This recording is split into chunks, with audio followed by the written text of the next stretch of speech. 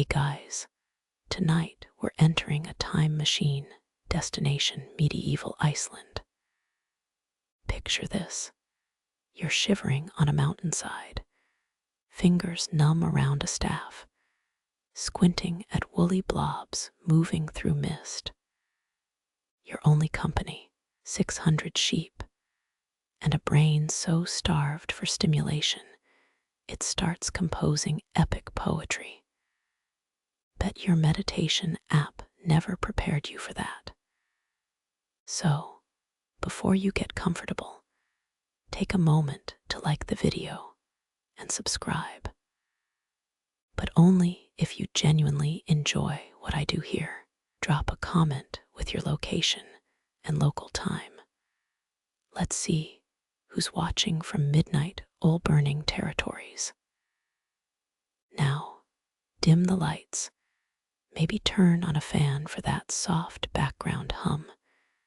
And let's ease into tonight's journey together. Your boots crunch frost as night bleeds the last gray from the sky. Counting begins, not quick flicks of a thumb on glass, but gruff syllables barked into the wind. Einen, Tivar, Triar, each numbers a drumbeat rhythm, syncing with your trudging steps. You're not just tallying livestock, anymore you're drafting couplets between bleats. Mainstream history loves its monks copying manuscripts in cozy scriptoria. But let's get real. Those Icelandic poets had zero parchment, zero candles, just endless hooves clattering over volcanic rock. Their quill, memory, their parchment, the pulsing meter of survival. Here's your reality check. One wrong count, one missing you, and your family starves by spring. Pressure makes diamonds. Try crafting metaphors while hypothermia nips your toes. You pause, 8 sheep bunch near a lichen-covered boulder. Wind howls through the pass, carving verses straight from your lungs. Words condense in frozen breath, temporary as the aurora's glow. No delete key here. Every line must stick or vanish like snowmelt. Quirky tidbit incoming. Some herders assigned personalities to their flocks. Grumpy ewes became war gods in ballads. Shy lambs transformed into blushing heroines. Imagine writing romantic subplots starring your dinner. The debate starts here. Historians still argue whether Iceland's isolation helped or hurt creativity. Sure, no distractions. But would Shakespeare have written sonnets if his audience was sheep? You reach number 47, a ram with one twisted horn. He's your recurring villain tonight. This woolly Loki ruining the rhythm. You invent a rhyme to shame him. Old Norse burns hotter than any campfire. Breath steams as you whisper sing. Lines interlock like interlocking shield walls, each word defending the next. Meter bends around gusts, trying to steal your verses. This isn't artistry, it's verbal combat. 3 hours pass. Stars wheel overhead, nature's metronome. Your mind's flipped a switch, sheep counting ditty morphs into saga material. That boulder, now a frost giant's skull. The stream, a serpent's spine. Dawn's first smear of light kills the magic. Poems dissolve like dew, except the strongest lines. Those stick in your marrow, ready for tonight's remix. You descend to the farmstead, brain buzzing with unscripted masterpiece. But here's the kicker. None of this ever got written down. Oral traditions don't care about footnotes. Your magnum opus lives only in the wind, the sheep's twitchy ears, the creak of your bedroll as sleep finally takes you. You're crunching snow underfoot now, each step sinking with sagas passed mouth to mouth across generations. Imagine trying to recite epic poems in -40 winds, your lips cracking mid-metaphor. No coffee breaks here, just fermented shark chunks and rhymes sharp enough to carve ice. The frostbite truth. Vikings stored knowledge in the original cloud storage, human memory. Parchment froze and shattered, so every law, lineage, and legend lived in throats warmed by smoke. A mainstream footnote, the prose Edda survived because Snorri Sturluson wrote it down centuries later, but his sources, all breath and brain. Here's the kicker. They engineered verses to outlast blizzards. Complex kennings got axed. No swords, rain, or whale road, just sturdy phrases like ship and blood. Historians still argue whether poets performed naked under furs, body heat keeping vocal cords limber. You decide if that's dedication or desperation. Picture this, a herder teaching their kid the verlispa while untangling wool. Each stanza punctuated by bleats. Forget flashcards. Mistakes meant losing livestock to crevasses. Muscle memory wasn't poetic, it was survival. You'd start reciting ancestry charts at 5, grandpa's deeds grafted into your synapses like bark. Now, the weird part, they used fish oil as lip balm. Cod liver slathered on chapped mouths so rhymes could flow. Try smelling like a dockside tavern while composing odes to Thor's goats. Ironically elegant, the same hands gutting trout, also shaping metaphors about Valkyries. Rhythm came from mundane routines, walking paces, spindle twirls, even urination breaks. Every drip on icy ground set a beat. Oral cultures weaponized repetition. You'd hear a line 10,000 times before adulthood. Call it the original Spotify playlist, except skipping tracks got you exiled. Debates simmer about throwaway verses, short poems tossed into blizzards to confuse wolves. No physical evidence, just farmer diaries mentioning song traps near sheep pens. Maybe metaphorical, maybe literal. Either way, imagine serenading predators with haikus about twilight. Your breath fogs the air as you mimic their tricks, palms cupping ears to trap sound against wind. Epics traveled clearer at lower pitches, so poets deepened voices like subterranean rivers. Forget whispering sweet nothings. Every word had to reach someone 3 fjords away. The ultimate twist. This oral obsession birthed Iceland's signature sarcasm. Dry wit cut through sentimentality, humor as frost heave prevention. Picture a shepherd roasting your love poem mid-blizzard. No participation trophies here, just survival of the wittiest. You blink snowflakes off your lashes, each one a potential stanza starter. Modern actors memorize scripts for Oscars. Medieval Icelanders did it to keep whole civilizations from vanishing.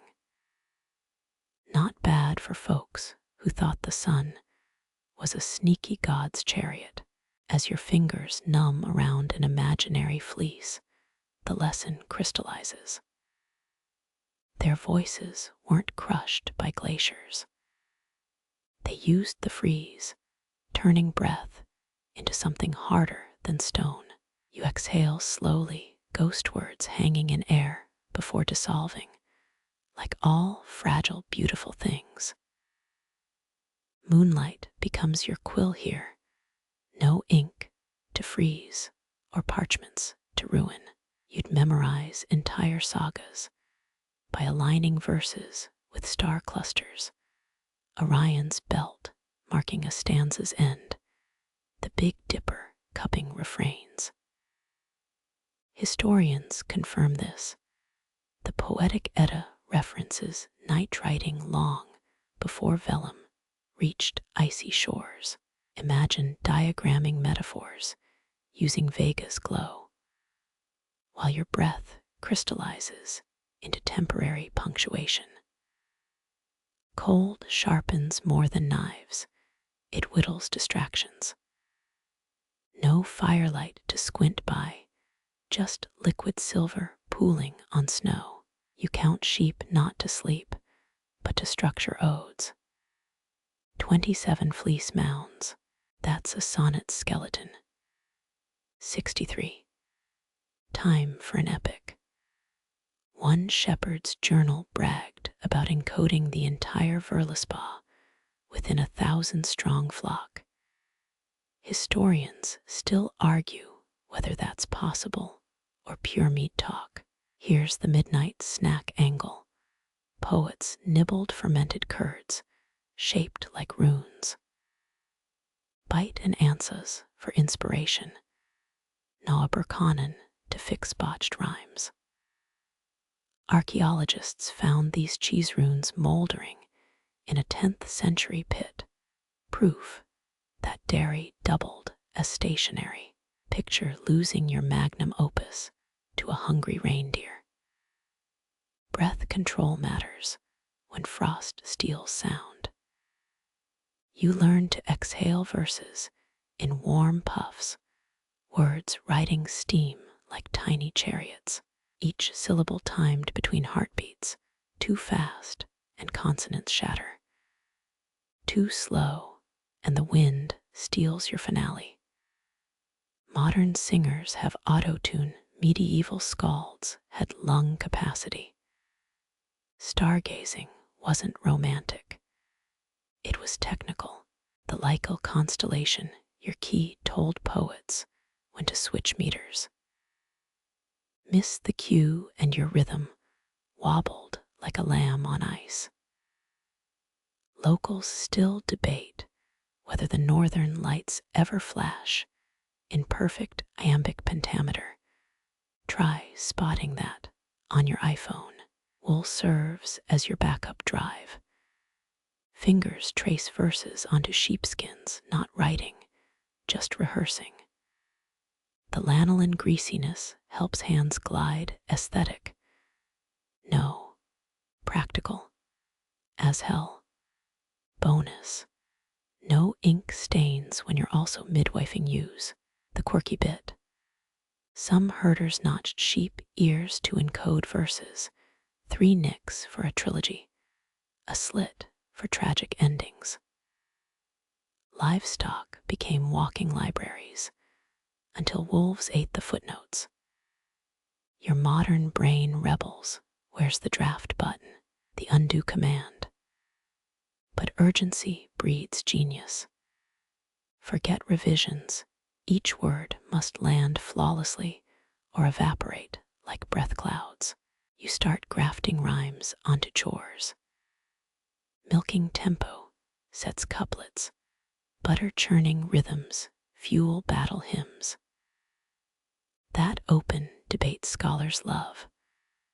Whether poets hallucinated from cold turning auroras into manuscript margins, maybe hypothermia gifted them visions. Or maybe surviving endless nights required hallucinating purpose into void. Either way, You're stealing the technique during boring Zoom meetings. Stars pivot overhead, your cue to flip verses like pancakes. Memorization's easier when stanzas live in celestial patterns. Lose your place. Just locate Thor's goats. They'll bleat you back on track. Dawn threatens, the original deadline. Finish strong or wait another month for moonless dark. You cram metaphors into the Pleiades shimmer, 7 sisters holding 7 climaxes. Later, Snorri Sturluson will scribble this stuff down. But tonight, it's just you and the Milky Way's glow, and a nagging sense that poetry shouldn't taste so much like mutton jerky. Exhaustion wins. Your final stanza blurs as moonlight fades, the flock's distant bells ringing an eternal asterisk. Spring arrives as a bleating metronome, newborn lambs pacing your verses, their first cries syncopating with your rhymes. You're not just counting sheep now, you're conducting a woolly orchestra. Each birth demands a fresh rhythm. Twins trigger trochees, triplets launch anapests. Every stillborn lamb punctuates a caesura. Here's the overlooked truth. Sheep gestation periods set Iceland's literary calendar. April's thaw meant composing sprawl epics unfurling with 18-hour daylight. By November, haikus sharp as ice picks, winter scarcity honing excess into essence.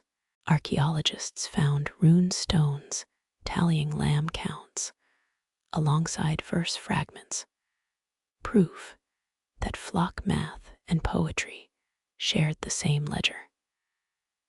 Your hands grip lanolin slick wool while birthing a ewe. Verses mutate with her contractions, quick the rhyme for afterbirth. Jokes aside, midwinter poems were all economy. Imagine editing Beowulf down to 3 lines while your teeth chatter.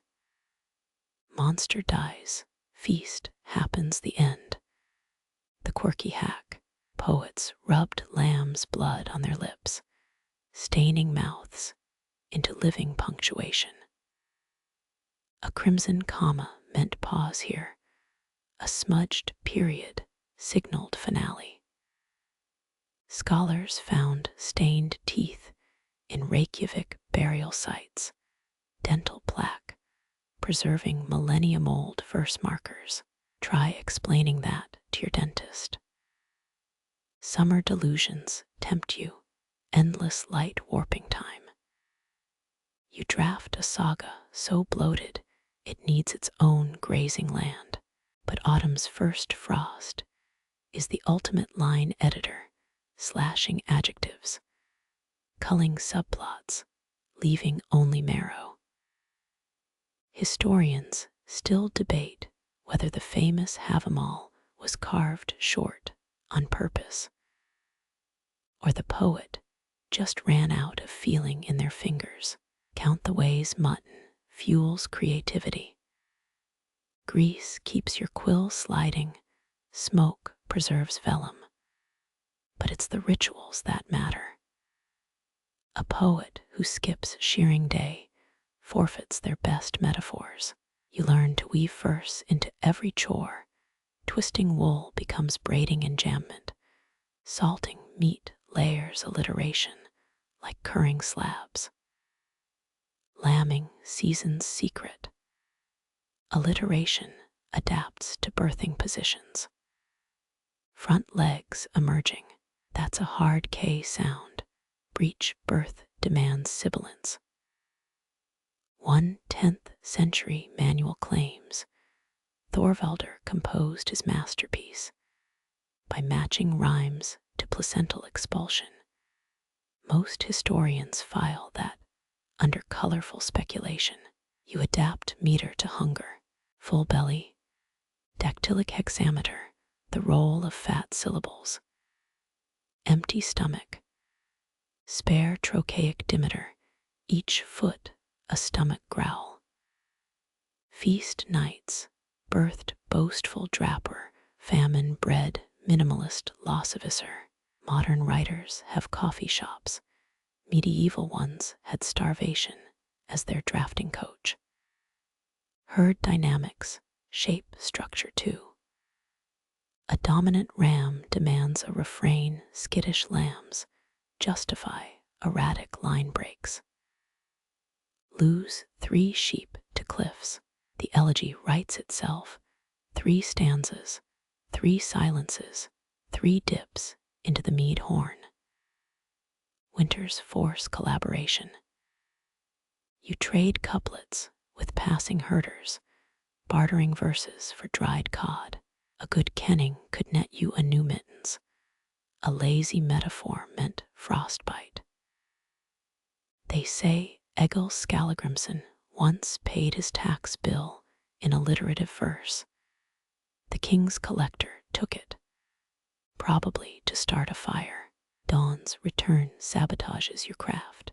Summer's glare reveals last night's drunken epics as hyperbolic nonsense. You'd blame the midnight sun, but really, it's that third fermented shark bite. Salvage what you can, those couplets about Odin.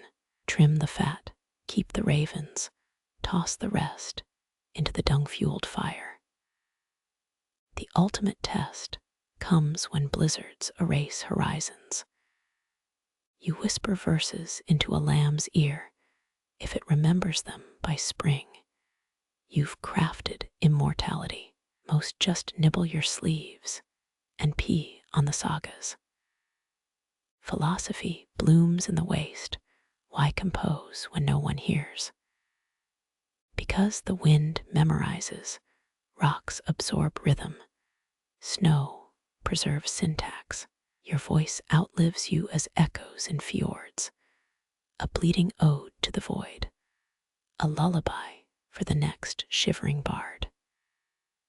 Stars rotate, lambs grow, and you realize time's not a line, it's a spiral. Each verse drafts itself anew with the flock cycles. Your quill just tries to keep pace. Imagine your voice evaporating into 10,000 acres of nothing. No echo, no audience, just glaciers chewing rocks. This isn't loneliness, it's amplification. Silence strips pretense. Your rawest verses claw up your throat, unedited, unashamed. Historians agree isolation birthed Iceland's unique sagas, but they never mention how boredom mutates into genius.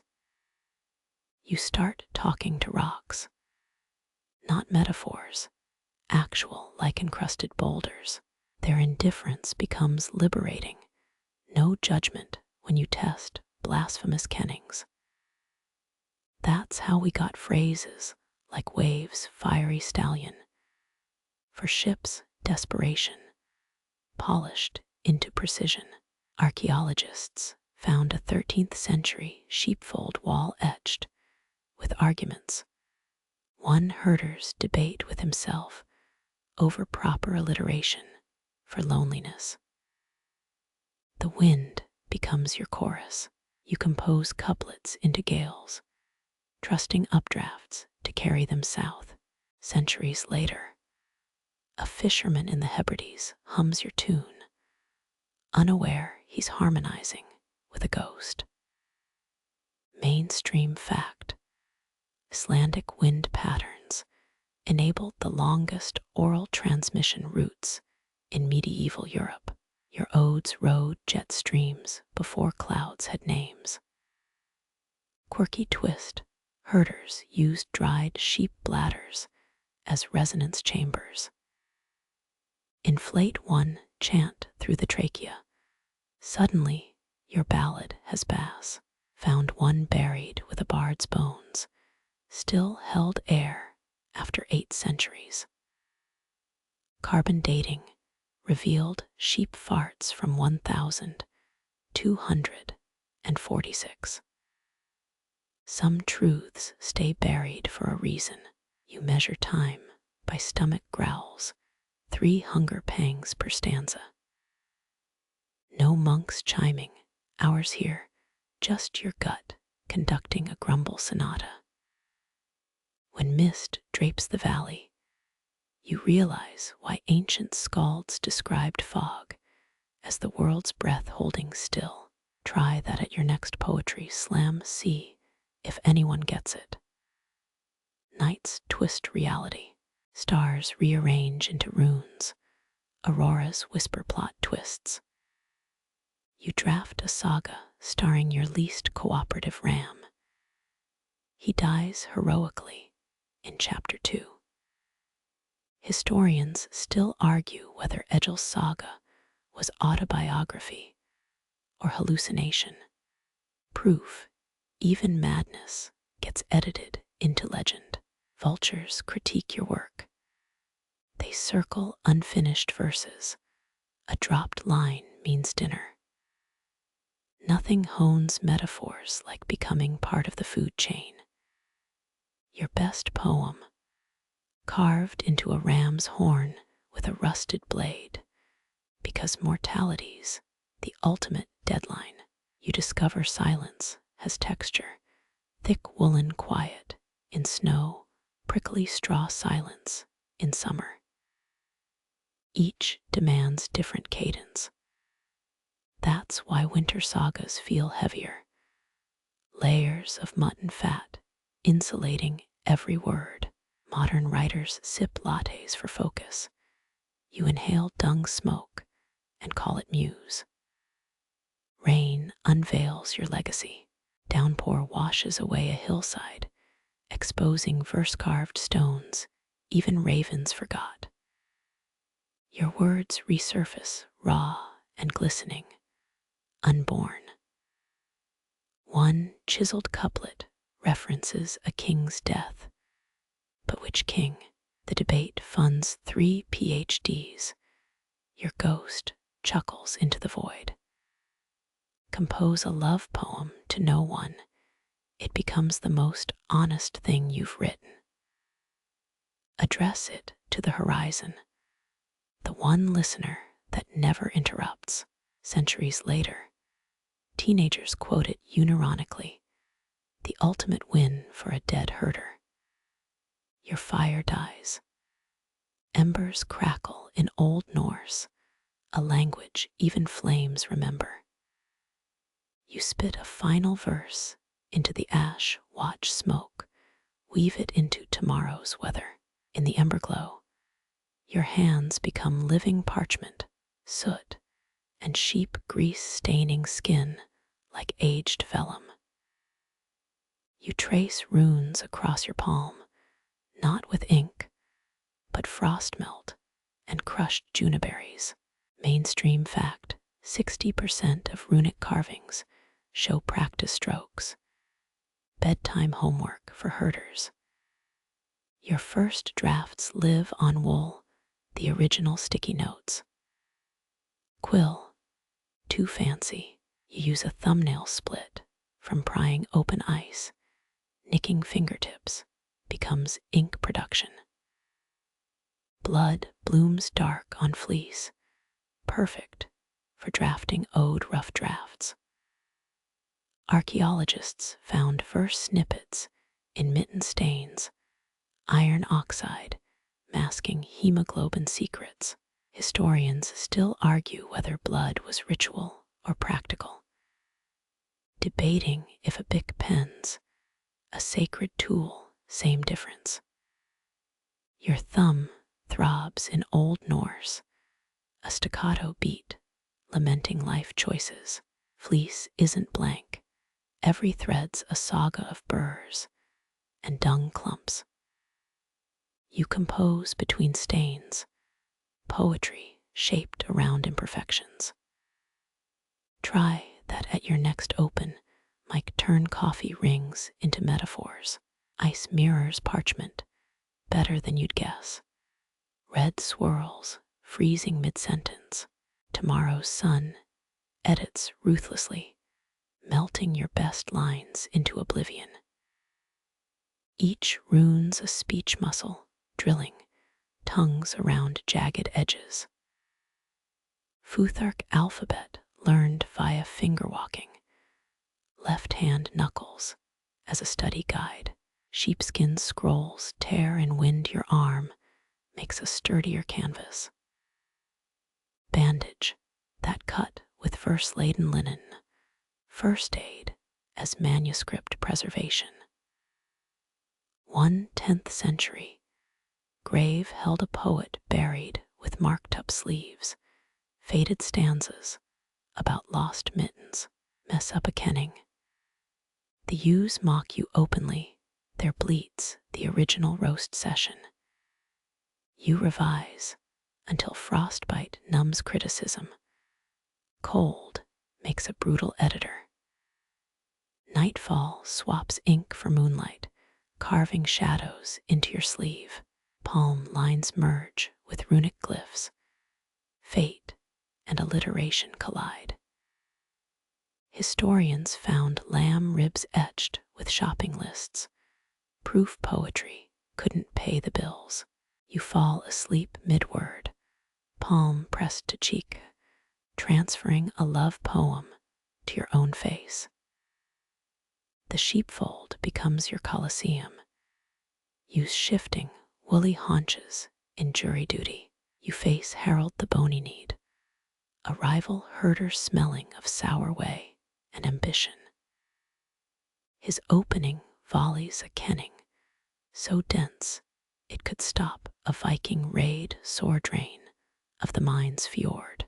Historians confirm 12th century skalds held verse battles, but none mention the hoof judges. Your retort sticks to basics, a simple metaphor comparing his breath to a troll's armpit. The ewes twitch ears approvingly, four-legged Simon Cowells of the tundra. One wrong rhyme, and the flock stampedes, poetic rejection with literal teeth.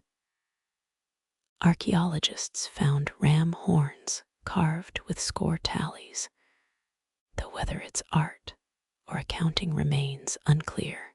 You lob a couplet about his lice-ridden hat, ending with a satisfying internal rhyme on scabrous and laborious. The pregnant ewe Martha, yes, they had names, snores midline. Instant disqualification. Harold smirks, flicking mutton grease from his beard. Of course he'd use alliteration about bacon show-off. Your comeback weaponizes his failed marriage to Gudrun the Gullible, 3 syllables per insult. Crisp as spring ice, the flock erupts in synchronized headbutts against the fence ovine standing ovation. Mid-verse, you drop the mainstream fact. Norse law required poetic insults to stay meter perfect or face fines. Harold falters on a trochee, his last line limping like a 3-legged goat. Martha wakes just in time to sneeze on his finale. Now, the quirky twist.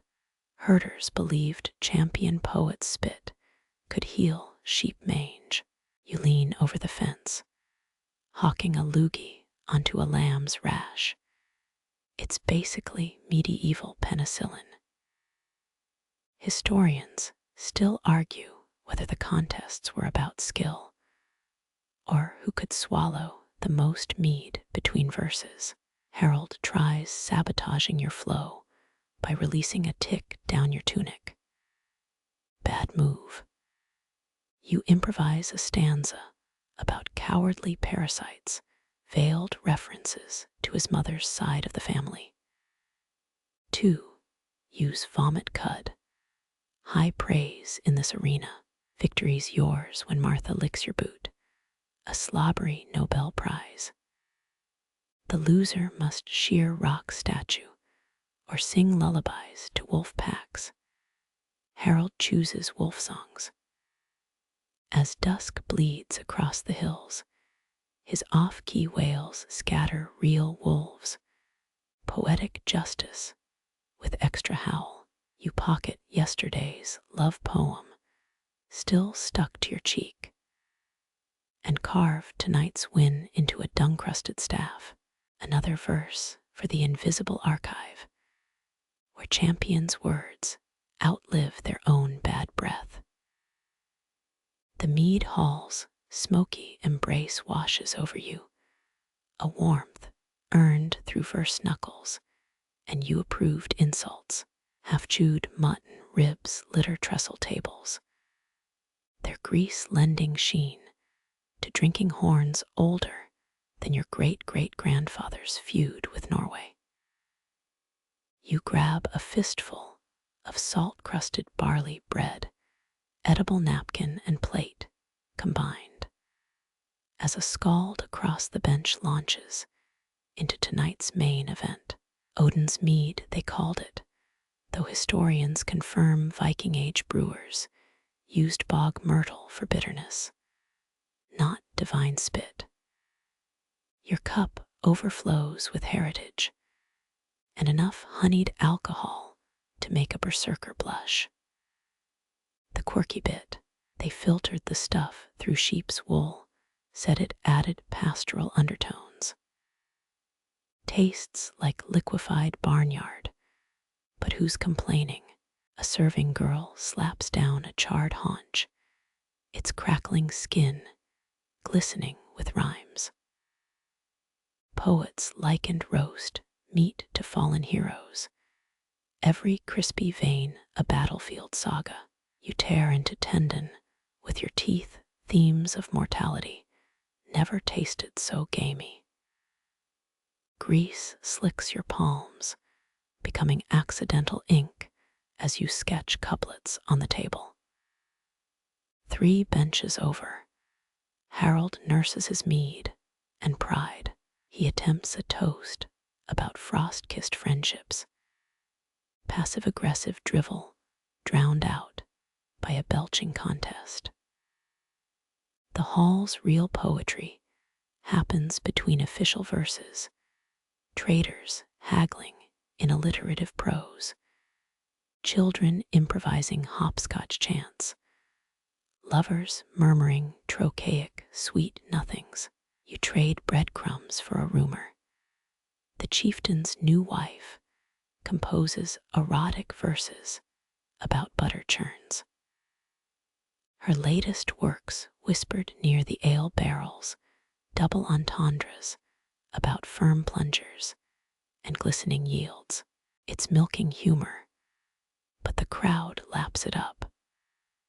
Suddenly, a mainstream fact slips into your me-daddled brain.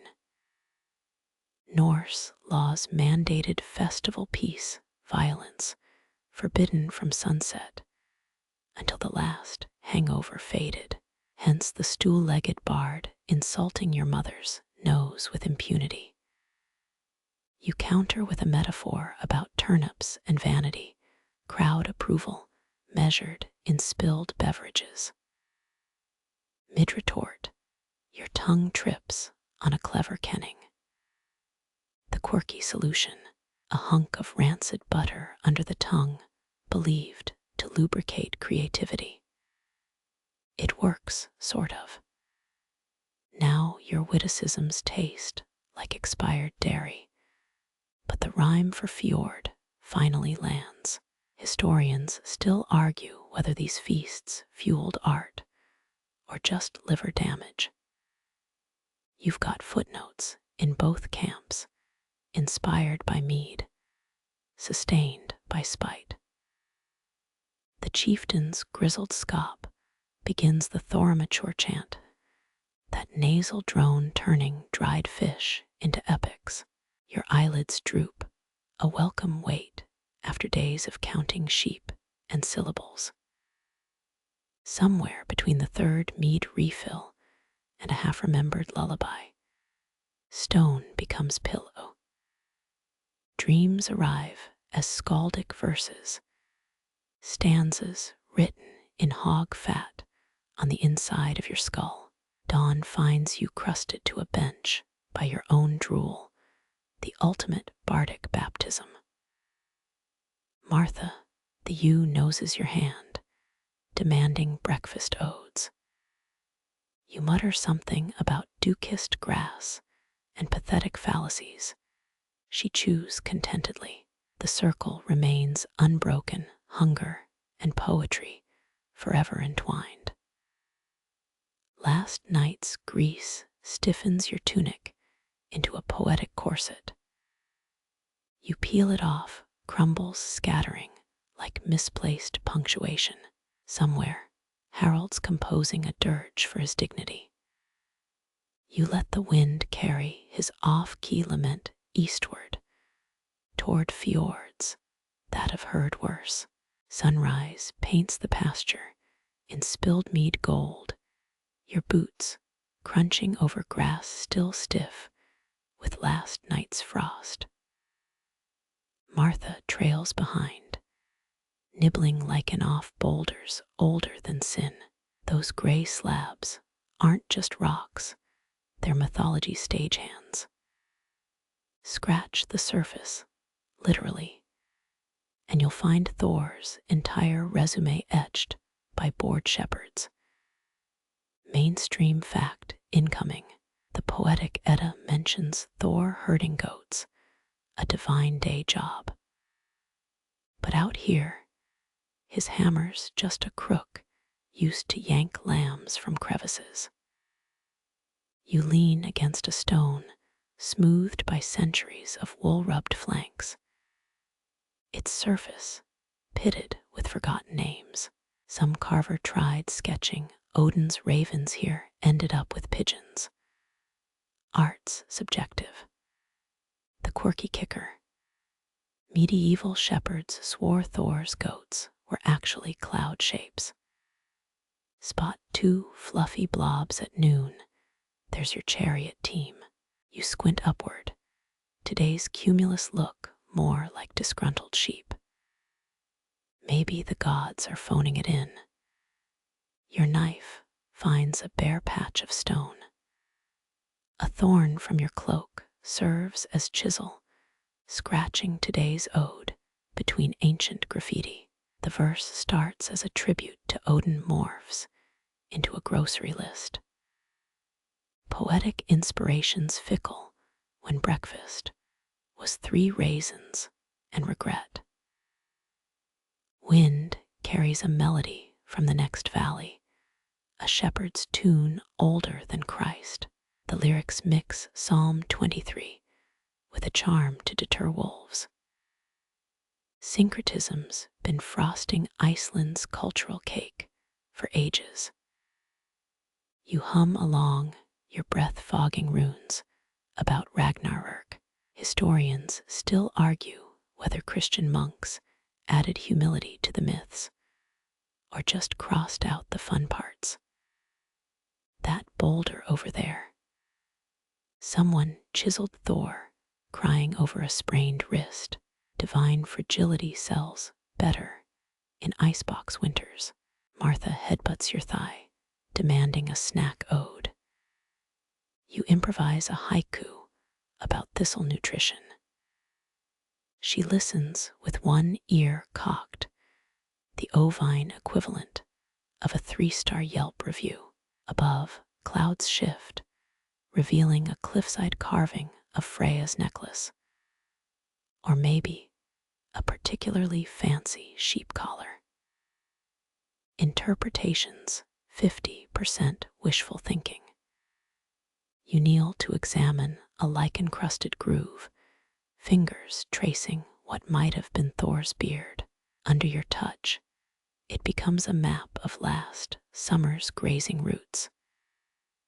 Myths mutate to fit the teller's needs, same as ever. A raven caws Odin's fanboy, or just a hungry tourist. The chill nips harder now, time to move. As you trudge uphill, wind snatches a phrase from some long-dead shepherd's verse, words about soft snow and softer regrets. The stones keep the rhythm long after the poet's gone. You add your own line about blisters. Eternity needs practical footnotes. A child's voice echoes from the next ridge, practicing a prayer to Christ and Thor. And that one really reliable you from last spring, the holy trinity of rural survival. You pocket your thorn stylus. Today's scratching will become tomorrow's archaeology. Martha bleats, summoning you toward greener pastures, or at least less rocky ones. Behind, the carvings blur into the landscape, gods demoted to background characters. But press your ear to any boulder at dusk. You'll hear faint hums of eight-legged horses and a shepherd's lullaby. The old gods didn't vanish. They just learned to share the spotlight. Your shadow stretches eastward, a long, wavering rune only the land can read.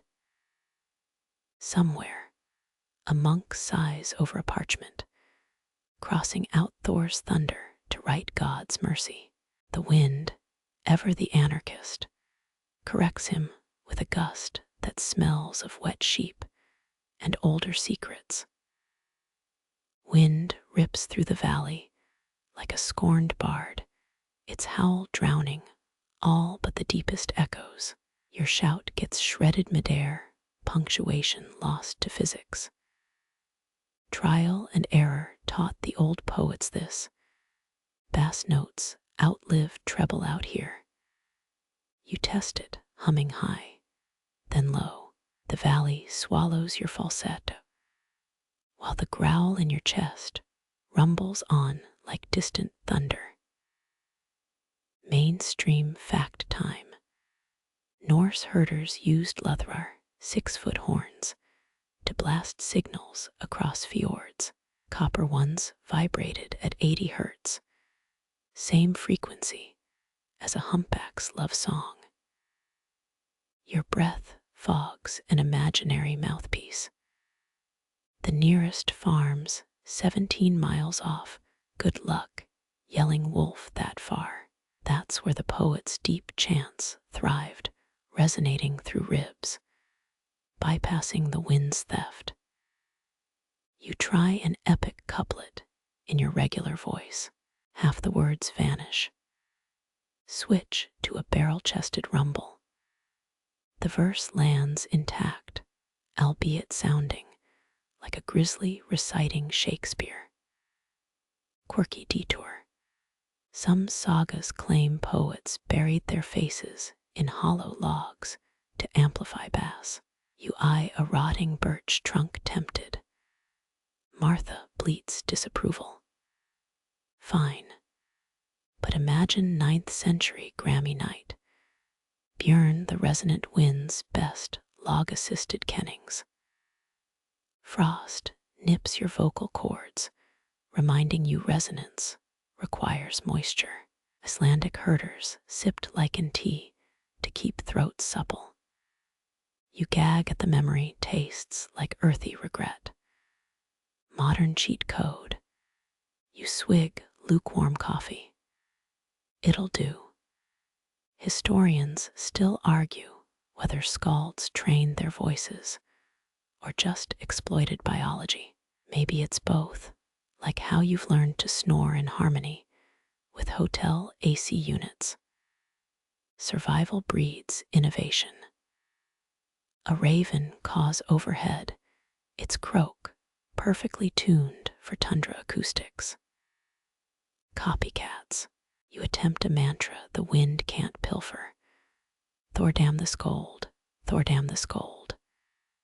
The rhythm syncs with your pace. Words become footfalls. 5 miles later, you're chanting an accidental hymn to perseverance. Martha joins the chorus, her bleats, the perfect dissonant counterpoint. Notice how cliffs act like natural amplifiers. Your grandpa's Bluetooth speakers got nothing on glacial erosion. A skipped pebble triggers an avalanche of echoes, nature's remix.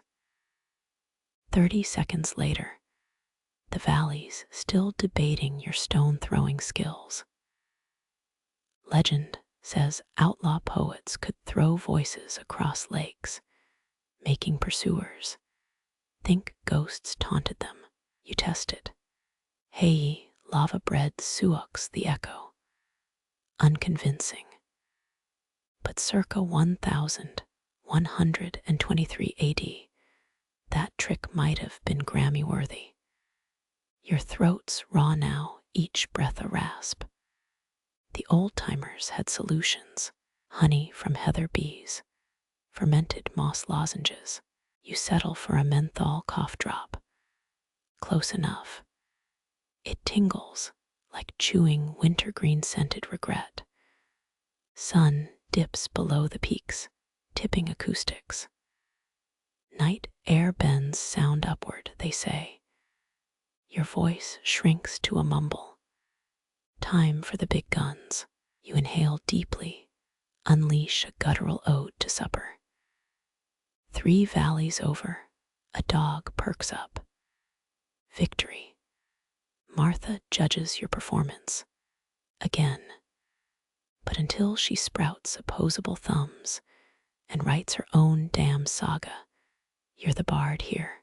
The wind shifts, carrying someone else's supper chant from miles away. Competition's fierce. You add a jazzy scat interlude. Innovation or heresy? Ask the scholars. Stars emerge like frost on black velvet. Your whispers vanish instantly, stolen by the void. But hum a low Nordic lullaby.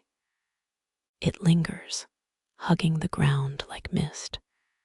Centuries back, parents used this trick. Their kids heard melodies. Wolves heard silence. Your fire pit becomes an acoustic lab. Deeper voice equals longer flame ripples. Science or magic? The lines fuzzy here. Marsh reeds once served as decibel meters, vibrating at specific pitches. Tonight, your soup spoon serves as conductor's baton. Improvise. Dawn catches you mid-verse, frost crusting your beard. The morning's first screech as ravens, painfully high-pitched. You answer with a yawn so bass-heavy, it startles a fox. Take that, nature. The poet's greatest trick wasn't metaphor. It was making physics bow to rhythm. Dawn's victory lasts 11 minutes. Then the sun wheels back up like a stubborn corkscrew. Your eyes sting from 30 hours unshuttered. Horizon bleeding dawn into dusk, into dawn again. Icelandic summers don't do nights, just perpetual golden hour. You're basically photosynthesizing now. Mainstream fact incoming. Medieval poets called this season's Salir Amildir, sleepless milk moon. Lambs fed constantly, so herders did too. You gnaw salted cod from a pouch, breakfast number 3 or 7. Who's counting? The answer's probably carved on that lichen-crusted sundial, if sundials worked here. Fatigue sandpapers your thoughts. But here's the secret. That's when the magic leaks through. Neurons too tired to censor, raw images stampede. That rock becomes a troll's molar. Those clouds, Valkyrie sheet music. You scribble verses on your sleeve. Later, they'll read like genius or sleep-deprived nonsense. Quirk alert. Archaeologists found a sheep rib etched with Odin's ravens, owe me 6 hours nap. Signed Grimmer the Delirious. You trace the replica in your pocket, its grooves spelling desperation in runic. Grimmer, patron saint of baristas, your wristwatch mocks you with its mainland logic. Time bends here, minutes stretching like taffy, hours snapping shut like wolf traps. Poets exploited this. Sagas mention nightless odes, epics, composed in one seamless twilight. You attempt haiku instead. No stars to count / sheep merge with shadows / where does sleep go? Historians still argue whether skalds used exhaustion intentionally or just suffered art. Chicken or egg, either way you're roadkill on creativity's highway. A raven caws. It's definitely laughing. You try the old tricks. Walk clockwise around your flock, supposed to focus the mind. Instead, you trip over a ewe named Sigga. She glares. Lesson learned. Medieval focus required medieval balance. 3 more laps, and you're basically pirouetting. Notice how colors intensify. Sleep debt turns the world HD. Grass emits unhinged neon, distant glaciers throb cyan. Poets probably hallucinated half their metaphors. That emerald dragon in Egil's saga might have been a very persuasive shrub. Coffee's a cruel tease here. It just amplifies the jittery surrealism. Your hand shakes as you pour. 3 drops hit the soil, instant Viking espresso ritual. The earth doesn't thank you. Legend says the Eddas, those mythic poems, were first drafted in this trance state. You test it. Dictate to your voice app between yawns. Playback reveals 3 minutes on wool waterproofing and a rant about turnips. Editing's future use problem. Moonless nights offered rest, but in summer's grip, creativity's treadmill speeds up.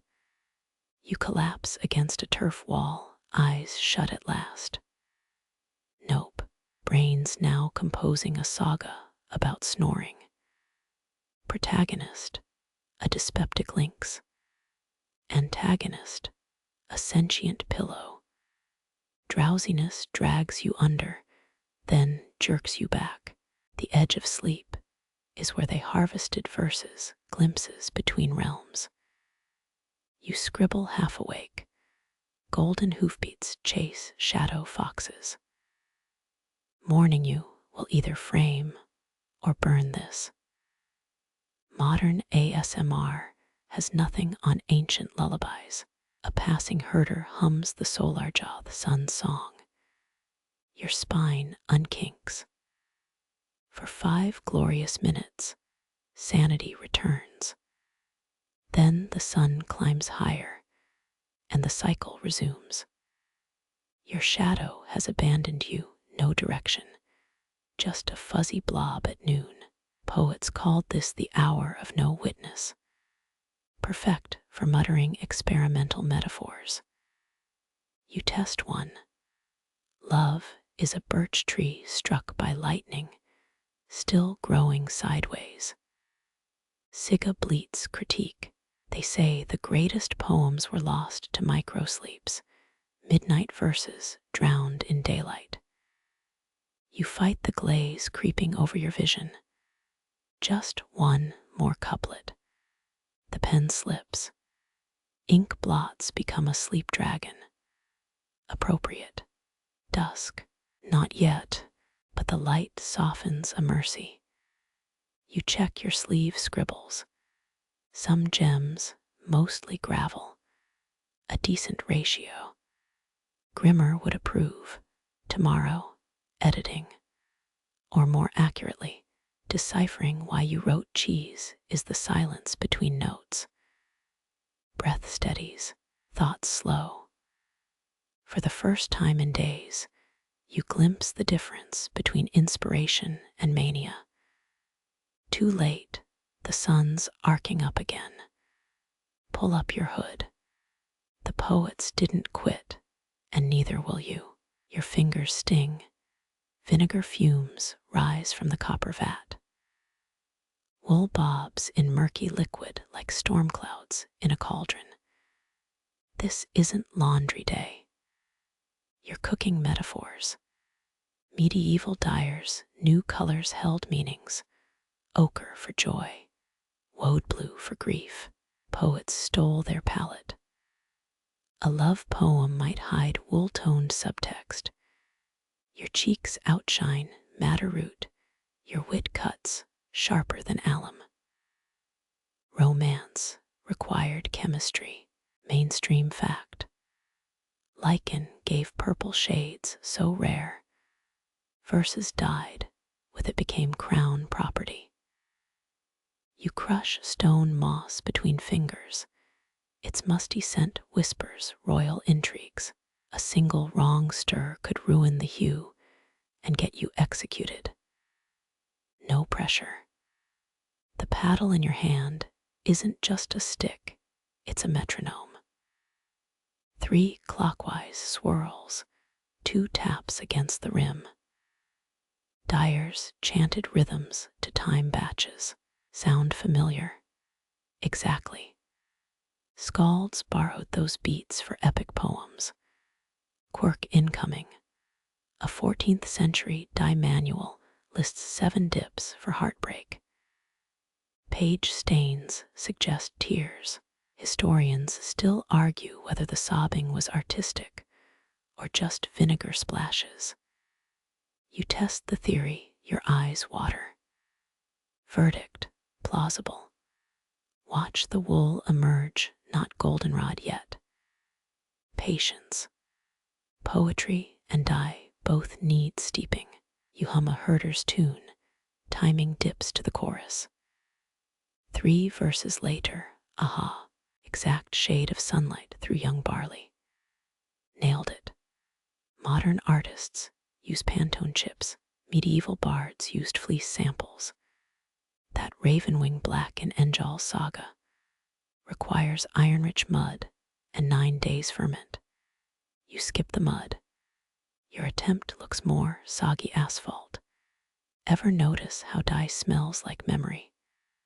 Wet wool and oak gall conjure granddad's sheepfold. A sneeze jolts you. This vat's basically Viking wasabi. Your masterpiece now includes a snot green streak. Call it phlegm of the gods. The reds taunt you. Madder root needs sheep urine to bind. Medieval tick-tock would have gone wild. You compromise with ammonia. The wool emerges salmon pink. Bold choice, murmurs a passing you. At least someone approves. Legends say blue threads in cloaks HID Chinese letter, morning songs for fallen heroes. You dunk a strip, whispering lines from the Eriksmal. Indigo blooms like midnight ink, or a fresh bruise. Either way, it's blues worthy of a skald. Stirrings and art. Too fast, color splatters. Too slow, uneven tone. You mimic the steady slap of tides. Rhythm syncs with your pulse. Words surface.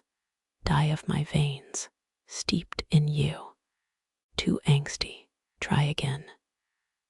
Archaeologists once found a vat clogged with poetry scraps, lines dissolved into dye. Were they recycling rejects or brewing literal word soup? Your glance at your crumpled drafts says, don't judge. Lunch breaks the trance, rye bread and smoked char. You eat over the vat, dropping crumbs like offerings. Below, Swirls form runic shapes. One resembles Thor's hammer or a bent fork. Interpretations flexible. The debate: did color codes predate the poems? Or did poets invent meanings to mess with scholars? Either way, you're freezing your ass off for art. Priorities: sunset. Nope, just a cloud. Golden hour number 4 today. Light gilds your half-dyed wool. It matches the horizon. You smirk. Centuries apart, same palette. Some obsessions never fade. The vat burps. You bow. The vat's burp still hangs in the air when the world goes wrong. Sunlight dims, not gradual dusk, but a cookie bitten mid-crunch. Sheep freeze mid-chew. Your pupils stretch wide as hungry ravens. Eclipses hit harder up here. No cities to soften the blow. Stars click on like ice chips in the suddenly purple sky.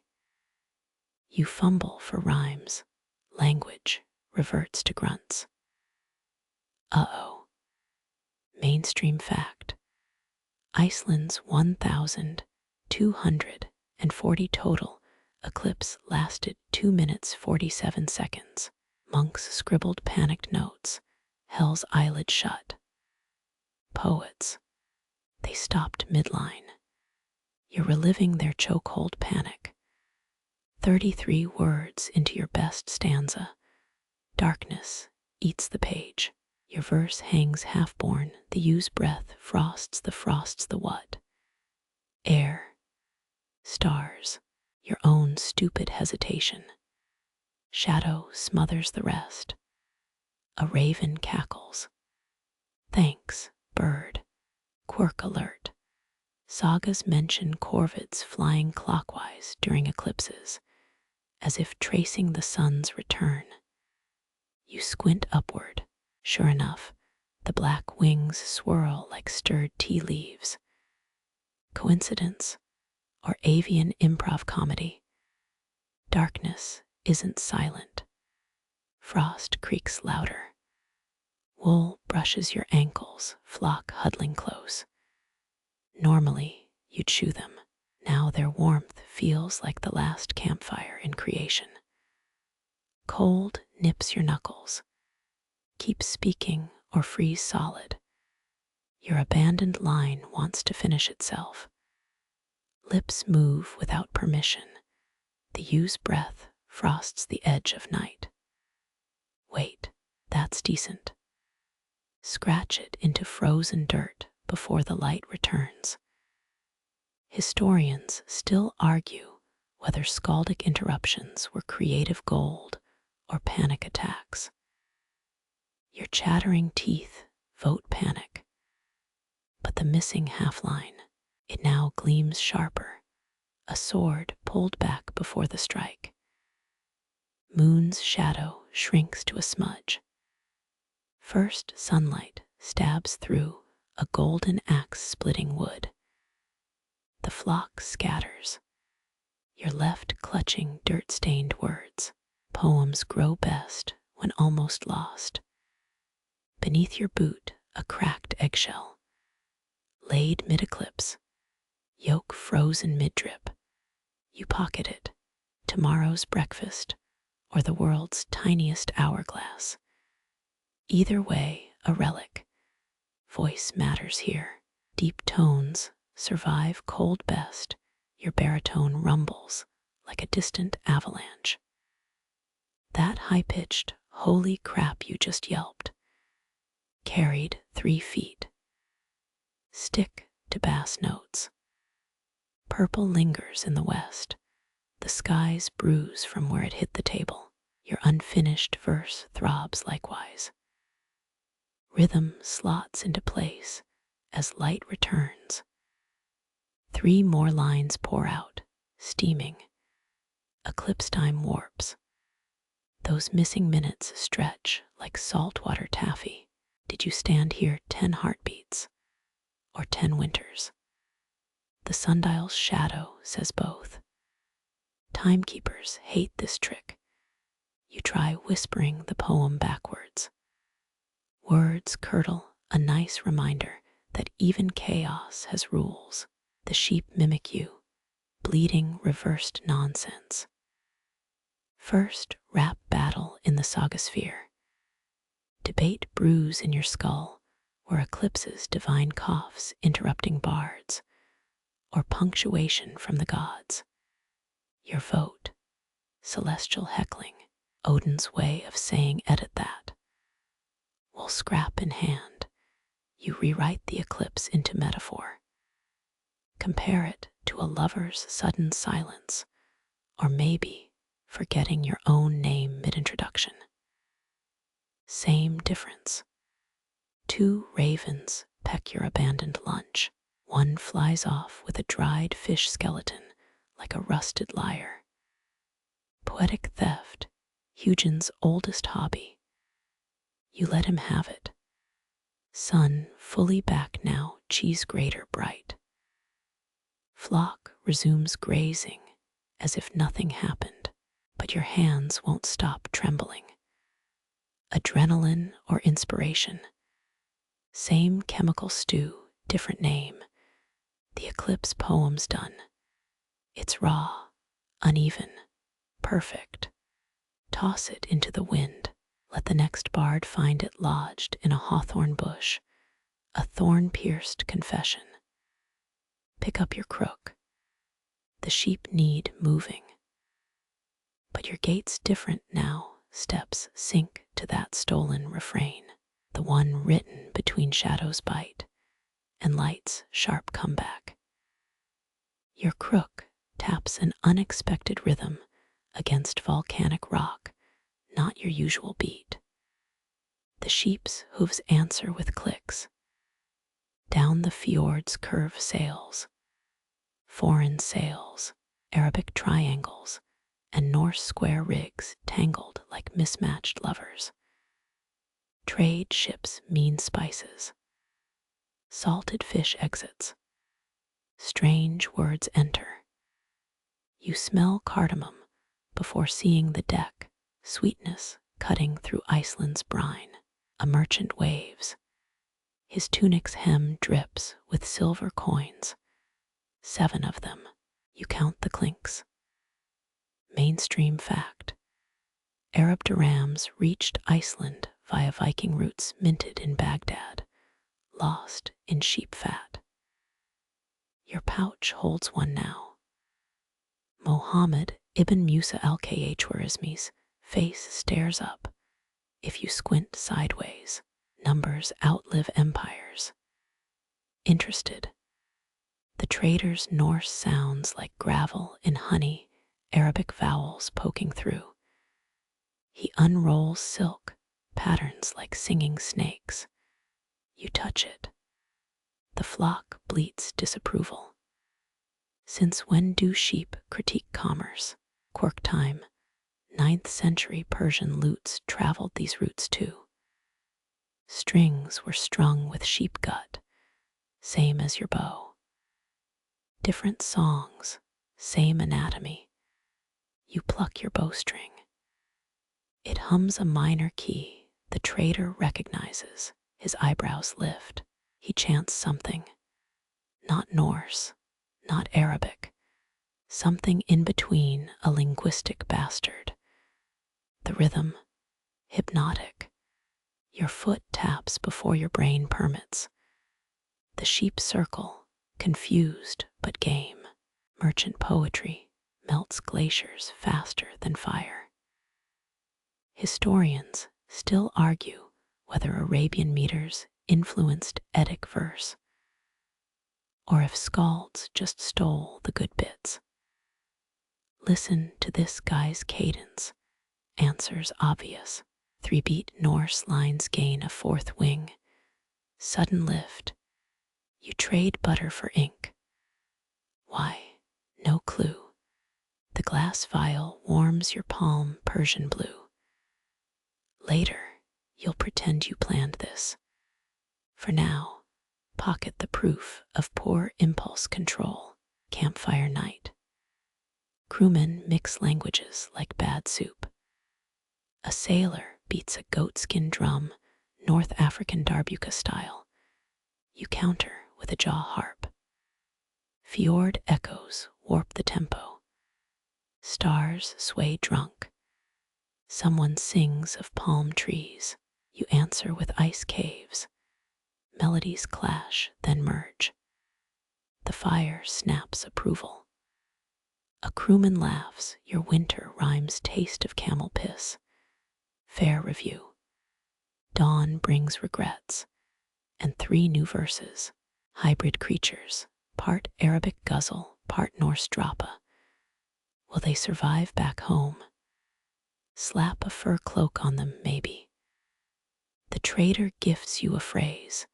Ya ammer, moon, but softer. You test it, whispers melt on the breeze. The sheep tilt their heads. New word, same old wool. As sails retreat, your tongue feels foreign. Syllables stick like figs in teeth. The flock's familiar call, ba now, carries a Baghdad lilt. Did borders just blur or collapse? Your latest poem hides rebellious metrics, 6 beats where 4 should rule. Carve it into driftwood. If elders complain, blame the wind. Always reliable, that one. Reach the home pasture. Same grass, same rocks, but your verse walks differently now, swagger stolen from southern rhythms. Plagiarism or evolution? Ask the crows. They've seen it all. Pocket the ink still. Tomorrow's problem. Tonight, let new words bleed into old soil. Fusions of fever, best suffered under stars. Morning frost crunches underfoot, each step a tiny betrayal. The ink vial mocks from your pocket. Responsibility waits. But first, check the lambing pen. You're 9 winters old. Correction, 9.5. The half matters here. Age is currency when your verses guard sheep. 3 strays escaped last week, your fault. Mother said so. Mainstream fact incoming. Icelandic children started herding at 5. Survival math, more hands than food. Their lullabies doubled as predator alerts. Sing sharp or starve softer. Your baby brother toddles behind. He's useless but eager.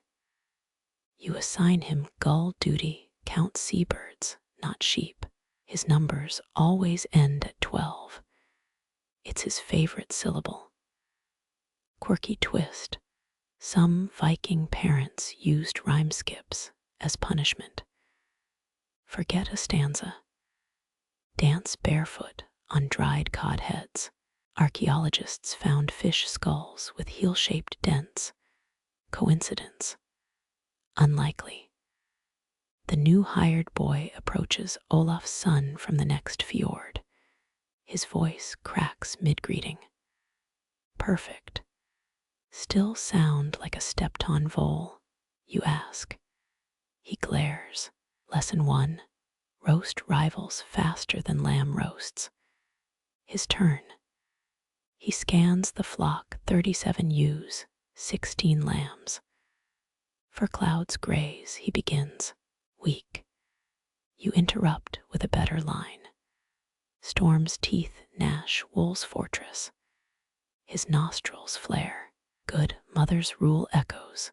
Teach him or lose your thumb ring.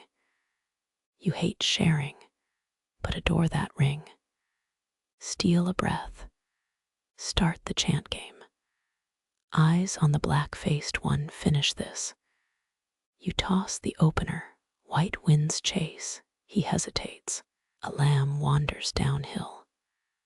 White winds chase, dumb tails through shale. You snort. Shale's not in the rhyme bank. Try through Maiden's Veil. too romantic. Sheep aren't brides. Through whales' pale guts. Dark, but rhythmic. 7 out of 10.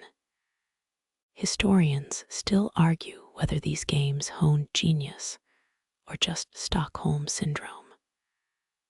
Watch the boys grin as he grabs a better metaphor, jaw set like a coastal cliff. Both, definitely both. Noon sun thaws your frown. Olaf's boy tries a saga tune, grimness mall for beginners. He mispronounces Othin's 8th name. The wind dies mid-gust. Even nature cringes. Your turn. Channel last night's Arabic rhythms, that traitor's Ya'ammer still sticky in your throat. Blend it with the Verlispa. Heresy or innovation. The sheep turn, ears pivoting. Baby brother interrupts, dangling a dead mouse by the tail. 12 birds, he insists. You nod.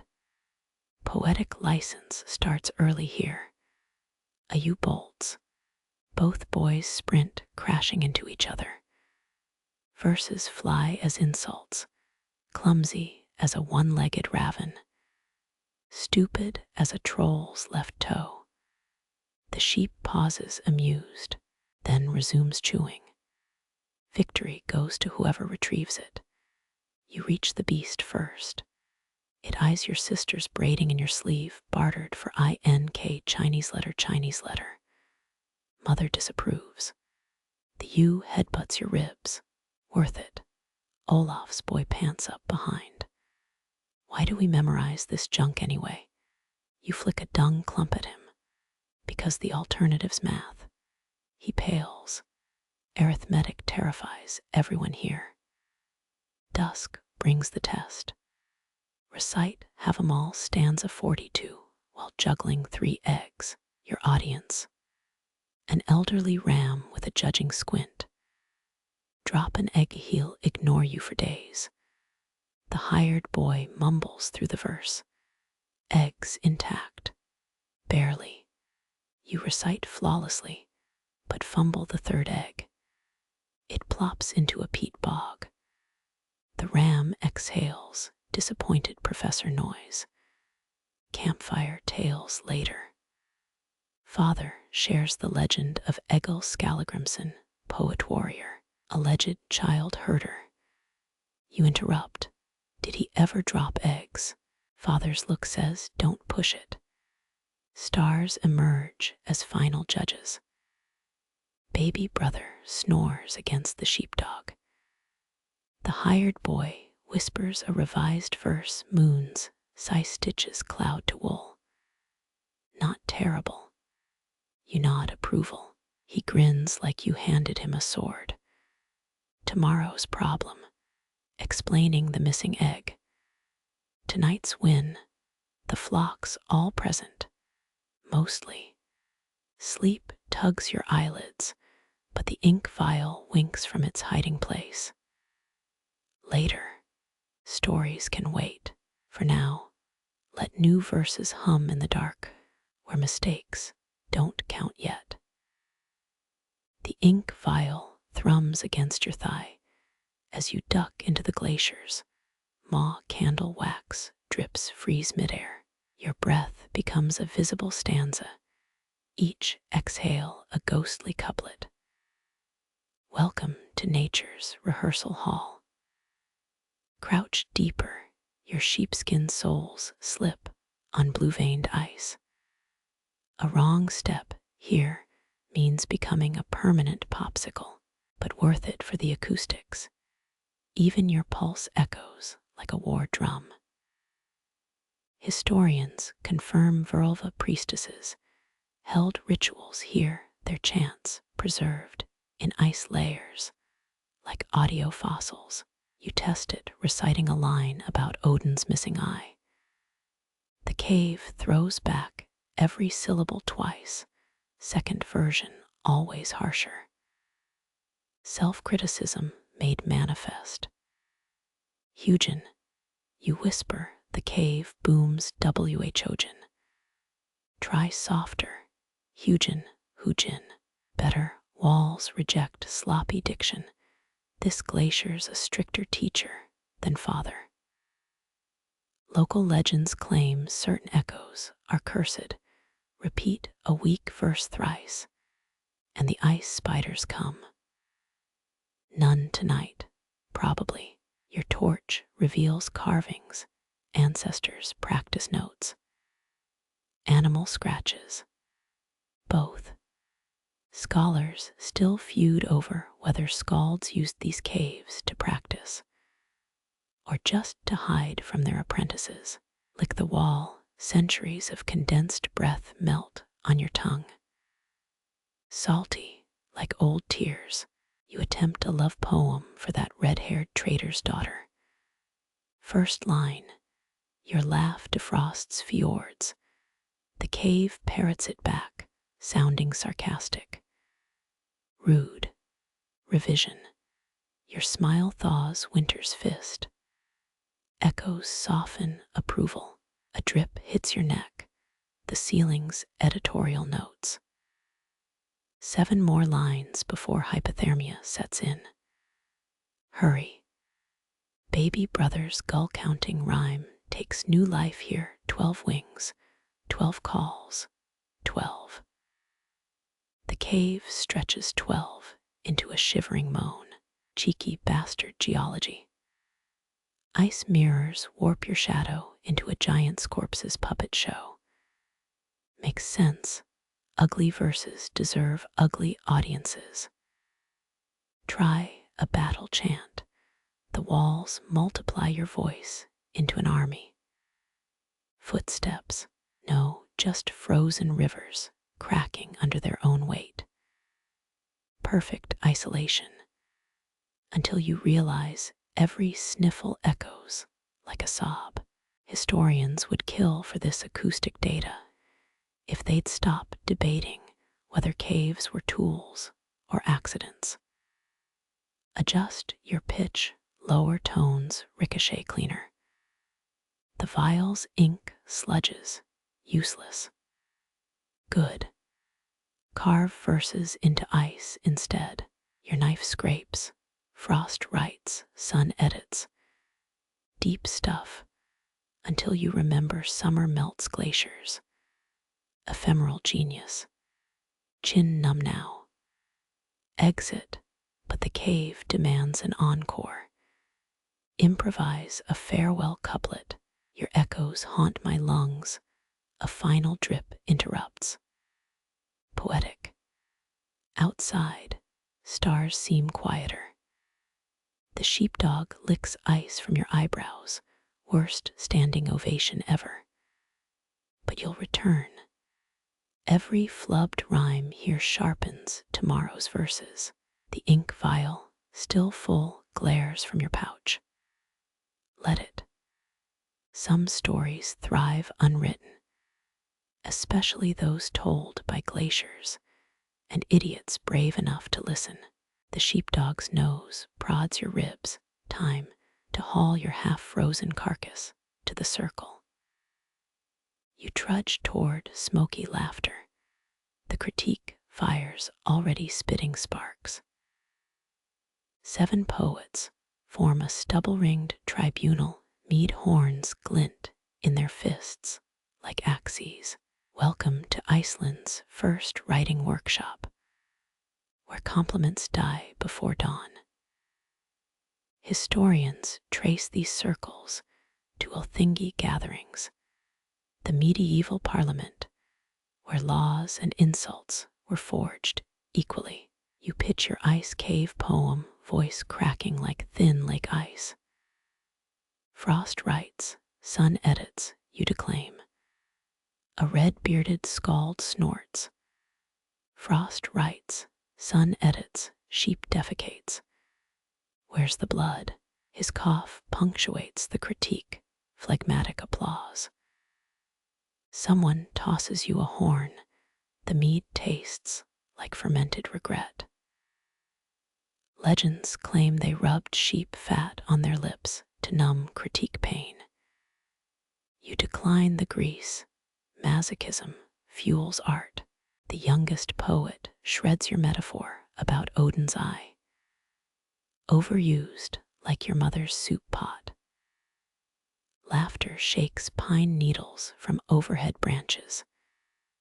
Note to self, similes require freshness and parental discretion.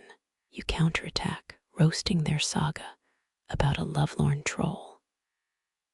Rhymes tighter than a nun's coin purse, and just as joyless. The fire pops, approval or impending explosion.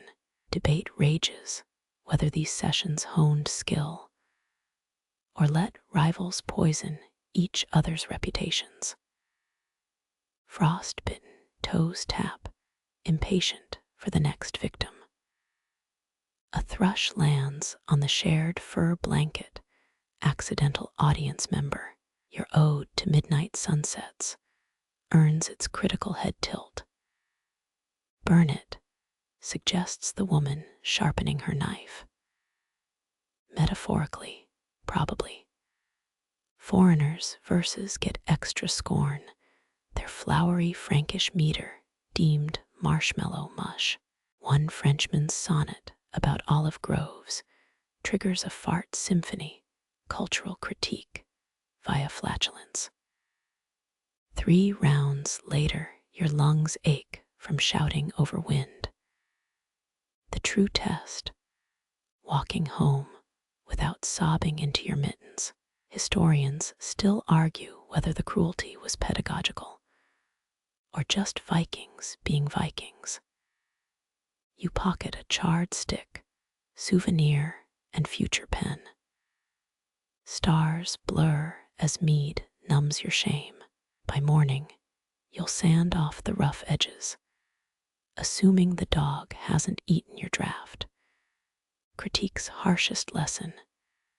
Every hiss and groan tonight will echo in tomorrow's clearer verses. Maybe, if you survive the hangover, your mittens brush against something stiff in the cloak's wool lining, a brittle scrap of birch bark. Peeling it free, you squint at runes smudged with frozen sap. Meet me where the hot spring thaws the birch roots.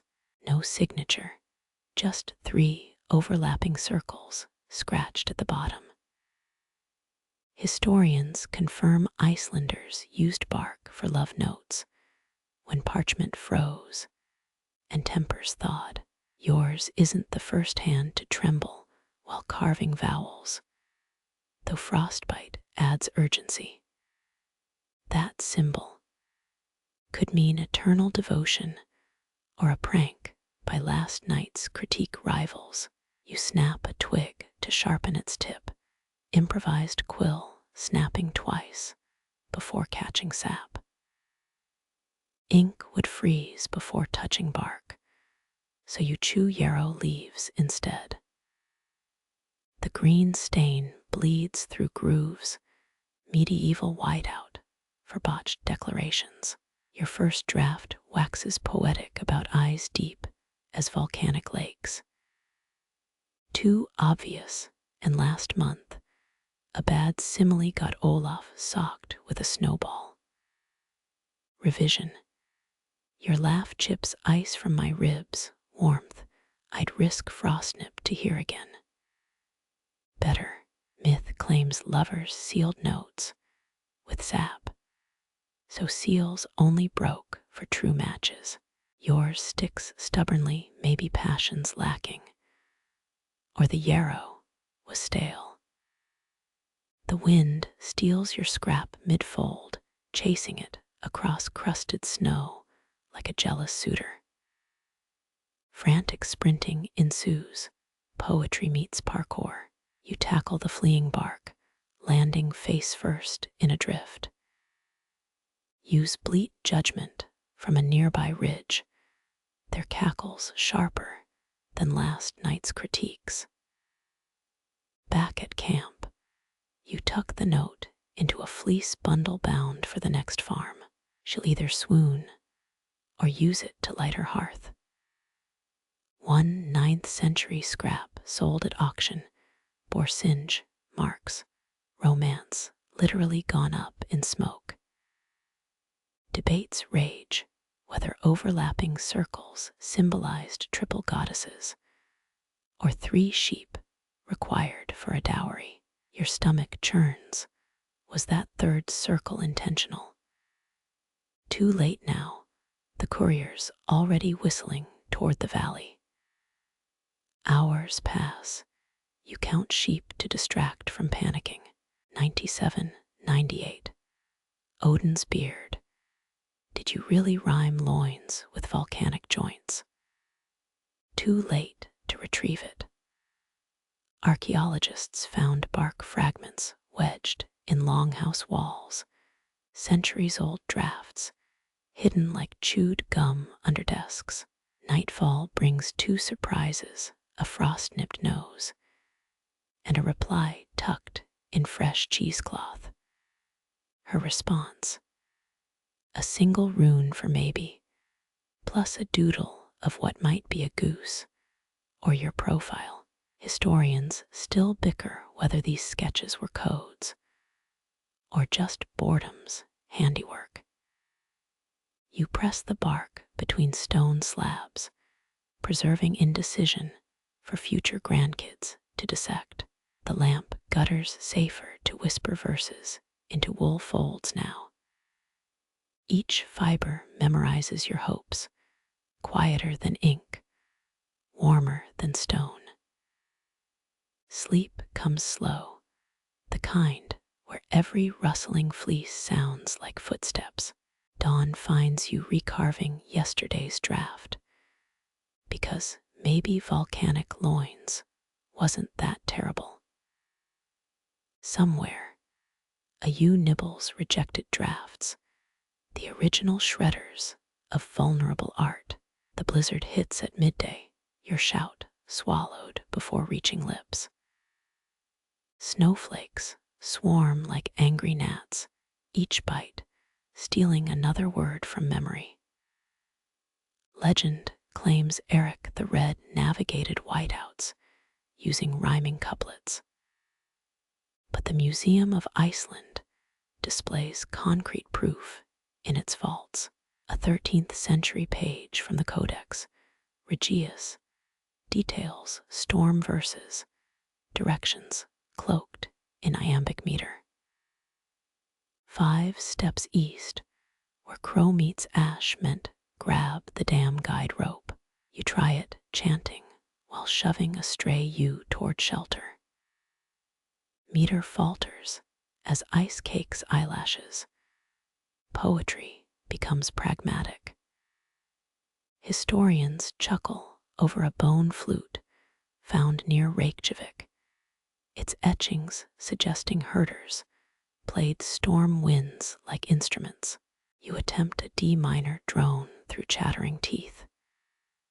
The nearest sheep bolts, apparently no fans of experimental medieval jazz. Wind punches your hood back, cheeks stinging as you spit out a couplet. Face north, but shield thy nose's tip. Death's kiss hides in frost's rosehip. Survival tip or death haiku.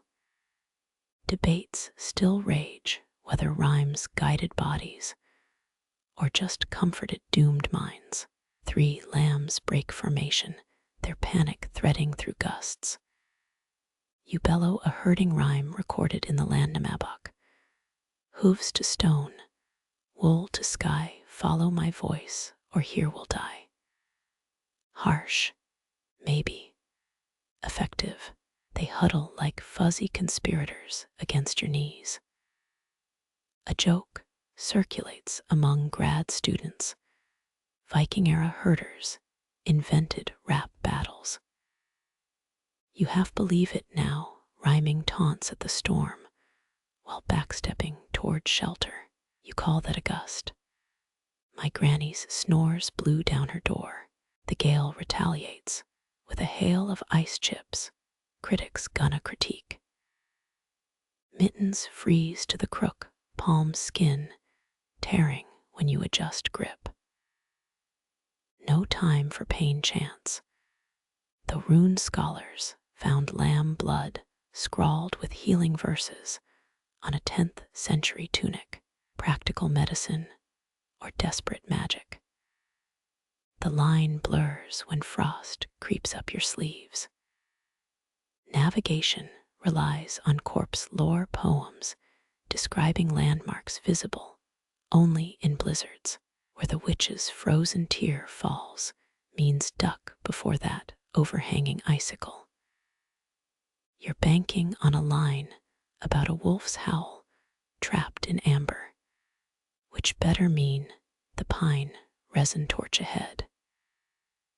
Teeth saw through a chorus, stone-bent backs bear no sack, shelters near where fire cracks black. The rhyme structure's garbage, but the sod hut materializing through snowfall proves meter matters less than volume. Inside, you shake like a disgraced skald. The fire's smoke claws your throat, same gruff tone as last century's chief poetry critic. Meltwater pools in your boots as sheep jostle for hearth space. Emergency verses continue. Drying your soles requires rhythmic toe wiggles set to alliterative verse. One you choose your cloaks, fringe her jaw sinking with your chanted drying spell.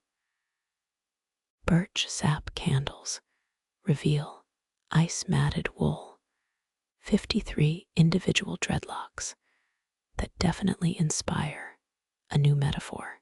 A sneeze hijacks your next couplet, turning frost's sharp dagger into snot's slick stagger. The flock bleats in unison, rude but fair. You imagine future archaeologists finding this hovel, debating whether your snot stalactites were ritual artifacts. Blizzards birth strange muses. As night gnaws the storm's edges, you compose a ballad about cheese. 10 verses on curdling, 5 on mold patterns. One particularly graphic stanza about a lusty butter churn. Survival makes anything art. Dawn leaks through smoke holes, exposing your masterpiece carved in frozen sheep dung. Lasting legacy or temporary madness. The thaw will decide. For now, you fold the love note from yesterday into a makeshift spit guard. Romance persists even here. Her maybe rune warms over bubbling stew. You rewrite that volcanic loins line, because why not risk another snowball to the ego? Outside, wind etches new stanzas across drifts. Wait, was that rhyme always there? Impossible. Yet the proof melts by noon. Your boot nudges a charred log, sparks swirl like ancestral whispers. That love note crumbles in your pocket. It's maybe rune now fused with mutton grease. Grandsire's voice emerges from crackling flames, a story about Thor wrestling a trout. You've heard this tale 47 times, yet new details surface tonight. A scaled fin becomes a shield, gills morph into rune-carved armor. Tradition bends like bog iron firm, yet pliable under heat. The elder Edda's opening lines float through smoke. Hearing I ask from holy races, you mouth along, lips sinking with ghosts. But here's the twist Nordvig missed in his papers. Sagas were editable templates, found a 12th century vellum scrap showing Odin's name scribbled over Thor's. Poetic plagiarism or creative remixing. A ewe sneezes, triggering sudden clarity. Those fixed myths were just first drafts. You tested, inserting a stanza where Loki opens a pastry shop. The rhyme fits, mostly. Archaeologists found a whalebone tablet promoting Bjorn's mead hall, 2 sheep, entrails minimum, commercial jingles disguised as epic boasts. You channel that energy, composing an ode to your least vomit-prone ram. O Snorri of the steady stomach, it scans better when shouted. Historians still argue whether skalds hallucinated from fermented shark or just enjoyed cosmic inspiration. You nibble dried cod and briefly consider both. That sod roof sags, its structure mimicking saga arcs. First, the foundation. Thor fished up Jörmungandr. Then, the embellishment. Midgard serpent demanded tartar sauce. Each generation layered new meaning, like lichen on burial stones. An itch sparks rebellion. What if you reversed the formula? Modernize the framework. Your saga in progress features a Wi-Fi-deprived Valkyrie, but stopped after router refused to rhyme with Njörður. Sheep shift, exposing a floor carving of Sleipnir's hoofprint. Or is it a doodle of Aunt Helga's birthmark? Ambiguity's the point. You trace the grooves, inventing a tale where 8-legged horses invent knit socks. Misshapen looms in museum basements prove it. Vikings repurposed mythic templates for farm chores. Found a spindle whorl engraved with Ragnarök predictions and sheep shearing schedules. Apocalypse waits for optimal wool density. Your frozen finger etches a sequel into soot, and Thor's goats opened a food truck. Blasphemy? Maybe, but the original myths stole from Sami tales, so why not keep stealing? Mead dribbles down your chin sticky, as the deep-minded's political alliances. Those family sagas weren't biographies, but reputation laundering. You draft your own, epic feats between naps. The sheep's skeptical bleat says it needs more dragons. Darkness softens the hut's edges. Firelight becomes the only audience. Tomorrow's chores loom. But for now, you merge Njál's saga with a recipe for rancid butter. Innovation thrives where boredom meets limited parchment. An owl hoots, or is that grandsire chuckling? Either way, the framework holds. New stories slot into old grooves, as inevitable as spring thaw. Your tongue hesitates over a forbidden name, words with edges sharp enough to draw blood. Ancient taboos linger like frostbite. Certain sounds, avoided even in private. You catch yourself mouthing a sacred term, instinctively substituting wave steed for ship. Metaphors weren't decoration here. They were armor against cosmic wrath. A 10th century law code banned mentioning Freya's cats after dark, lest their claws scratch reality itself. You test it, whispering feline into your sleeve. Wind rattles the door latch, coincidence or divine warning. The sagas don't specify. Historians still argue whether kennings were spiritual safeguards or just poetic one-upmanship. Imagine Viking rappers dodging curses through sick wordplay. Your attempt dues gallbladder for mead, earns a wolf's howl outside. Critique comes swift in these parts.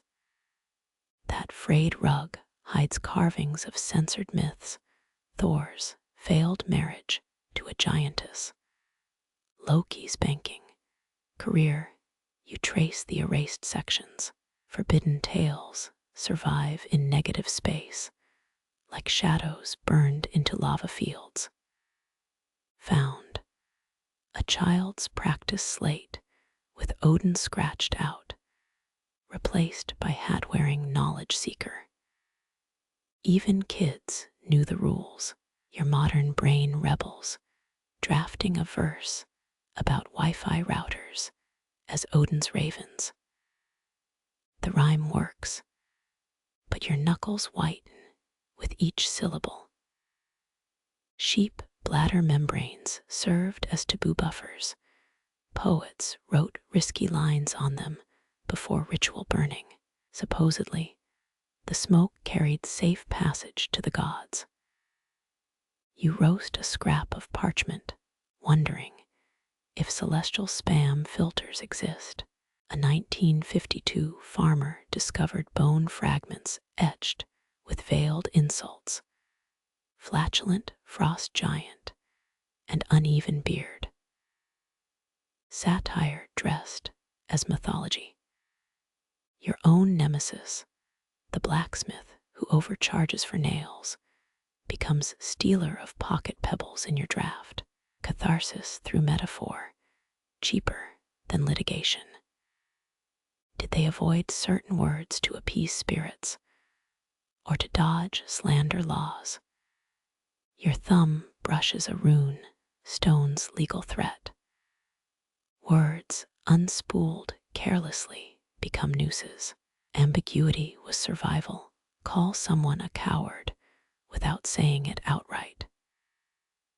That dented cauldron holds a secret, double-layered verses for mixed audiences.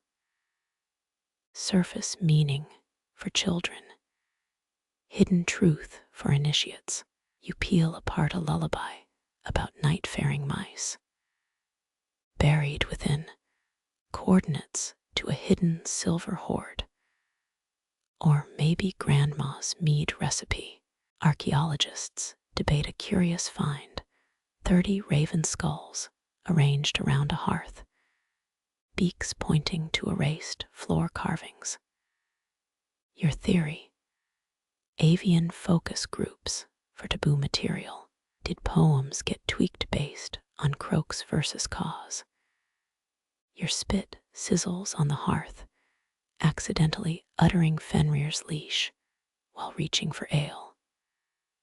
The room's temperature drops. Or is that the draft from Emir's armpit? Wordplay dies in your throat. Instead, you describe that large canine adjacent to binding equipment. Safety first. 3 generations back, someone painted over a church mural pagan symbols lurking beneath saints. You scratch the plaster, revealing Thor's hammer disguised as a bell tower. Heresy or cultural continuity? Depends who's holding the chisel. Wind moans through turf walls, the original content moderators. Each gust strips away reckless phrases, leaving only what's sturdy enough to endure. Your revised poem now calls blood liquid honor and death subscription expiration. The fire approves, flames nibbling edges without consuming. An owl hoots twice, local code for wrap it up. You end with a sanctioned metaphor. Thoughts flare like forged sparks, carefully contained within stone borders. Safe, dull. Odin's ravens would roll their eyes if they weren't busy censoring tweets. Your cheeks hurt from suppressing grins until a snort escapes. The flock freezes, 70 woolly heads swiveling in judgment. Laughter here isn't frivolous, it's survival calculus. You warble a nonsense rhyme. Odin's horse ate the moon, left crumbs in my spoon, and watch tension melt from twitching ears. Medieval Icelandic herders catalogued humor like weaponry. The Sagas law books find anyone disrupting sheep counting with excessive mirth. But excessive meant anything that made lambs bolt. Your modern smirk morphs into a tactical tool, bad puns as crowd control. That boulder ahead resembles a grumpy bishop. You announce this to the wind. 3 ewes flick their tails, approval or indigestion. Either way, the herd ambles past without spooking. Jokes map unpredictable terrain. Laughter smooths jagged edges. Archaeologists found a 14th century lamb's collar etched with crude doodles, sheep mooning a wolf. Your guide claims it's satire, but maybe Vikings invented meme culture. You mutter boop the snoot while scratching a ram's nose. He headbutts your thigh, the medieval version of a laugh cry emoji. Nightfall sharpens ovine nerves. You deploy the ultimate weapon, a fart joke passed down through generations. The saga of Thorbjorn flatulence works every time. Woolly sides quiver, sheep giggles sound like sneezes in reverse. Panic postponed for now. Historians still debate whether comedic verses contained coded messages. Hey, your barn's on fire disguised as a limerick. You test it, rapping about hay shortages to a jaunty beat. The alpha ram blinks twice, either profound insight or a grass-related tick. Your lungs ache from forced chuckles until genuine laughter erupts. The flock mimics your rhythm, hooves tapping staccato on volcanic soil. Shared absurdity becomes metronome. Who knew panic had an off switch labeled dad jokes. Dawn reveals paw prints circling the camp, predators deterred by sheer confusion. Your worst rhymes now hang in the mist like psychic garlic. Survival through cringe, the oldest Icelandic tradition. Rain slicks your cloak. You improvise a song. Odin's tears flood the path, but we've got math. Nearby lambs join the chorus, bleating in 4/4 time. Comedy rewires fear into folk dance until a ewe trips over the punchline. That stubborn ram's been ignoring commands for hours. You brandish your secret weapon, a mittens in the air aria about his terrible haircut. Pride wounded, he trots downhill. Roasting a sheep's fashion sense, still the quickest path to compliance. Digging through your pack, you find moldy cheese and inspiration. A ballad about stinky dairy unites the herd in disgusted harmony. Wolves retreat, possibly from lactose intolerance. Victory smells like expired Gouda. Starving, you fantasize about mutton stew. The flock stiffens, they always know. Quick, distract them with interpretive dance. Flailing arms mimic drunken valkyries, sheep mesmerized by human idiocy. Dinner plans safely buried under layers of ridicule. Moonlight turns the valley surreal. You recount the saga of Sigurd Sheep Tickler, legendary for his lethal puns. A lamb collapses in woolly giggles. Historians insist it's fiction. But that's exactly what a tickled sheep would want you to think. Your final joke withers mid-utterance, the flock already snoozing. Humor's job done for tonight. Laughter lingers like campfire smoke, invisible armor against the dark. Somewhere, a 10th century poet smirks in his grave. Your campfire's dying embers paint the night orange, just enough light to spot pairs of yellow eyes circling. Wolves don't care about dad jokes. Time to weaponize older magic, the kind that whispers through bones. You stand knees cracking like ice sheets and begin the chant. Not for human ears, but for lupin ones. Each guttural syllable mimics a dying lamb's wheeze twisted into mockery. Historians trace these dirges to 12th century Norse settlements, ghost stories designed to confuse predators. The alpha wolf cocks its head.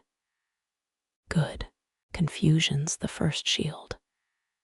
Your next verse imitates ravens feasting, beak cracks on frozen marrow. 3 pups retreat. The rest lean closer, intrigued or hungry. Archaeologists found wolf ribs in Reykjavik midden pits, one carved with runes reading bad listener. Your guide swore it was a Viking Yelp review. You add a verse about picky eaters, rhyming maggots with arrogance. 2 more shadows vanish. Moonlight bleaches the snow blue. You switch tactics, the forbidden Ulfheithnar chants.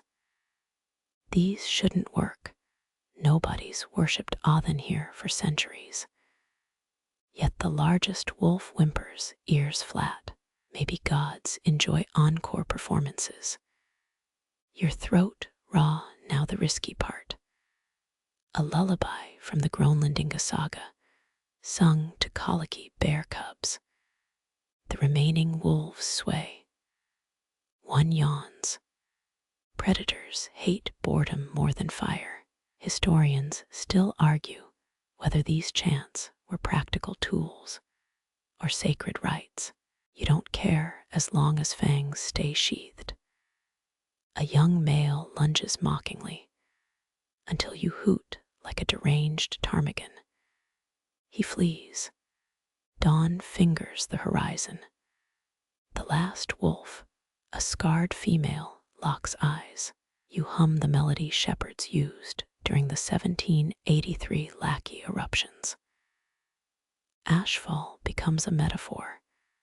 Acid rain as divine dandruff. She sneezes, turns, dissolves into mist. Your legs buckle. The flock emerges from hiding, deploying their own psychological warfare. A ram drops fresh pellets near your boot. Poetic critique or coincidence? You're too tired to care. Later, chewing leathery dried fish, you spot claw marks on a boulder. 3 parallel grooves, tourist graffiti from 1998, or a wolf's final review. You scribble a response in sheep fat. Thanks for the encore. Sleep drags you under. In your dream, wolves debate meter versus rhyme. The alpha prefers free verse, protest poetry about habitat loss. You wake laughing, an icy wind stealing the joke. Rain erases the night's drama. Only hoofprints remain yours and theirs, locked in an eternal folktale. Tomorrow's predators will demand new verses. Good thing you've got centuries of nightmares to borrow from. Morning frost clings to your boots as you kneel, fingers tracing weathered runes on a lichen-crusted boulder. Not names, equations. Your great-great-grandmother's lineage unfolds in sing-song fractions. 3 sons minus 2 lost to smallpox, plus 7 adopted thralls. Viking genealogy wasn't family trees. It was bloody arithmetic. You hum the Landnamabok cadence, that old census disguising land grabs as poetry. Each stanza proves ownership through alliteration-heavy relatives. Forget maps. If you could rhyme your way back to some Norwegian third cousin's aunt, congrats. That hillside's yours. A raven caused the chorus of Egil's saga nearby. Appropriate. That skull-crusher poet once settled a feud with verses about his enemy's crooked nose. Historians still argue whether these kinship rhymes documented truth or creative fiction with legal force. Either way, bullshit with good meter wins. You count generations on frozen fingertips, each knuckle a battle or marriage. 27 ancestors down, your left pinky twitches. That's Thorgunna the Unshaven. She appears in every family chant, but 0 gravesites. Experts think she was a shared metaphor, all your sheep-rotting mistakes personified. A cough startles you, your guide's back, clutching a thermos. Found your cousin's grave, he grins. Epitaphs, a grocery list, 12 turnips, 1 dildo carved from walrus ivory. You snort, typical inheritance dispute. Noon sun softens the ice. You bend closer, spotting musical notation between runes. 10th century crib sheets, newlyweds memorized kin chants to the tune of barley grinding songs. Precise repetition. Misplace a syllable and accidentally disown your firstborn. The wind carries a familiar rhythm, 2 farmers arguing over a fence line. Their insults rhyme. You smirk. Nobody's sued with prose here since 1432. Why hire lawyers when alliteration's free? Evening brings stars and decimals. You sketch equations in sheep fat, blood quantum, as iambic pentameter. 3/4 Norwegian, 1/8 Irish, a sprinkle of Sami tallies kept through lullabies. Lose the rhythm and your children become landless. Archaeologists found a 1,348 ledger comparing lineages to cheese, moldy but structured. Your guide swears he's part goat cheese stanza. You don't doubt it. Historians still argue whether the Nataliker ball game influenced kinship meter, those bouncing rhythms seeping into legal chants. You test the theory, reciting Great Uncle Bjorn's lineage to a soccer chant cadence. The sheep baa in perfect 4/4 time. Dusk reveals your breath as visible math, each exhale a numbered cloud. You add yourself to the boulder's saga, a semicolon in frozen calculus. Someday, a descendant will pause here and rhyme your name with that idiot who bought Bitcoin. The raven steals your last dried cod, a proper Viking punchline. You let him. Every epic needs a thief. Moonrise turns the meadow silver, ancestors marching in phytolite formations. Their whispers sync with your pulse. You realize you're not reciting the chant. You're the chant reciting you. Sleep comes as a derivative equation, subconscious differentiating between blood and ballad. In your dream, A sheep licks the number 3 off a tombstone. It tastes like inheritance. Dawn stains the fleece crimson as you untangle a ewe's matted coat, thumb tracing whorls that swirl like dormant tornadoes. Seasons live in this grease, spring's dandelion pollen, autumn's fermented slow berries. You need the lanolin texture altering with each prophecy. 2 clockwise spirals mean a mild winter. Counterclockwise warns of ice phantoms. Historians note similar divination in Mongol horsemane readings, though your guide insists Icelanders did it first with better sweaters. A tuft snaps off, revealing script under ultraviolet light. Turns out some medieval ewes were walking palimpsests, poems scrawled in lichen ink across their flanks. You spot a haiku about mittens hidden near the sheep's armpit, proof even Vikings dad joked. Rain slicks the wool into braille. You decode bumps, 3 quick ridges, 2 slow valleys. The pattern mirrors a 14th century mercantile ledger found near Reykjavik, shipments of dried fish traded for Scottish curses. Coincidence? The sheep blink in unison. Probably not. Modern labs found psychotropic moss in fleece samples, chemicals that blur vision into visions. Imagine shepherds tripping on their own sweaters, explaining those saga passages about singing glaciers. Your guide swears he once hallucinated a parliament of sheep debating tax reform. You believe him. Nightfall turns wool into Rorschach tests. That stain, clearly Odin's missing eye. The matted clump, a scale model of Hekla volcano.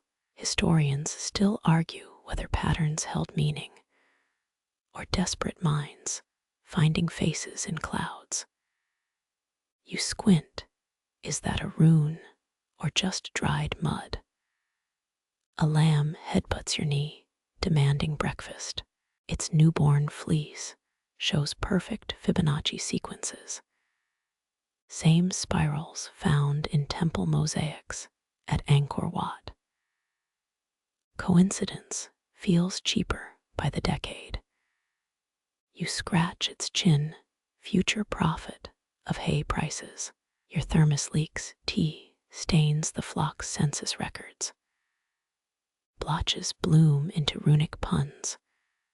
A joke about a one-legged elf winning a foot race. 10th century Icelanders adored bathroom humor, recent digs, uncovered toilet tablets with limerick-style scat verses. Wind rearranges loose wool on barbed wire, accidental art. Last month, tourists mistook a similar snarl for Odin's lost tapestry. It sold at auction for 90,000 krona, now framed in a Tokyo gallery, labeled neo-primitivist masterpiece. You pluck a gray hair, finding it's actually silver thread. Viking elites sewed metallic strands into prize-use coats. Textile flex meets tax evasion. Fancy wool meant lower property assessments. Medieval lawyers hated this trick. Moonlight reveals bioluminescent algae in the fleece, starry swirls pulsing like drunk constellations. Your hands glow blue for hours after. The guide shrugs. Happens Tuesdays. Dawn exposes the truth. Your prophetic patterns were sheep sweat glyphs, salt crystallizing into fake runes. But isn't all divination just elegant sweating? You lick a strand, tastes like insecurity and oat grass. The flock ambles off, destiny clinging to their woolly backs. One ewe glances back, you swear she winks. Tomorrow's storm brews in her split ends. You'll stay silent, prophecies hold more power when sheep think we're not listening. A ew's sneeze startles the flock, their bleats harmonize in accidental polyphony. One voice rings deeper, a resonant contralto, foreign to these hills. You follow the sound, stumbling upon a lichen-crusted cave where echoes twist like rebellious threads. Inside, scorch marks spiral up walls. 9th century hipster graffiti among soot swirls. Names glow under ultraviolet grow authorities in Gibbjörg, etched with charred juniper twigs. Mainstream histories swear women rarely composed, but these walls thrum with unsigned verses. A hollowed ram's horn hangs from a stalactite, crude finger holes drilled near the bell. Blow through it. Your voice drops 2 octaves. Archaeologists found similar devices near Reykholt, possible tools for pitching verses appropriately male. Your guide whispers that some poetesses swallowed crushed granite to roughen their throats, though he might have confused that with a cocktail recipe. In a crevice, birch strips curled like sleeping vipers. Unfurl one, a shopping list in disguise. Fetch milk hides a couplet comparing widow Odd's smirk to a fjord's jagged edge. Code switching before it was cool. Sheepskins line the floor, your boot sinks into fleece. Hidden beneath, carved bone needles, threaded with horsehair. Stitch patterns mirror Drottfeet meter, 8 syllables per line stress on the leather. Recent textile studies suggest embroidered hems contained entire epics, maternity leave projects with more depth than Beowulf. Wind whistles through the horn, playing a tune you've heard in Reykjavik dive bars. The cave harmonizes, a feminine vibrato buried under forced bass notes.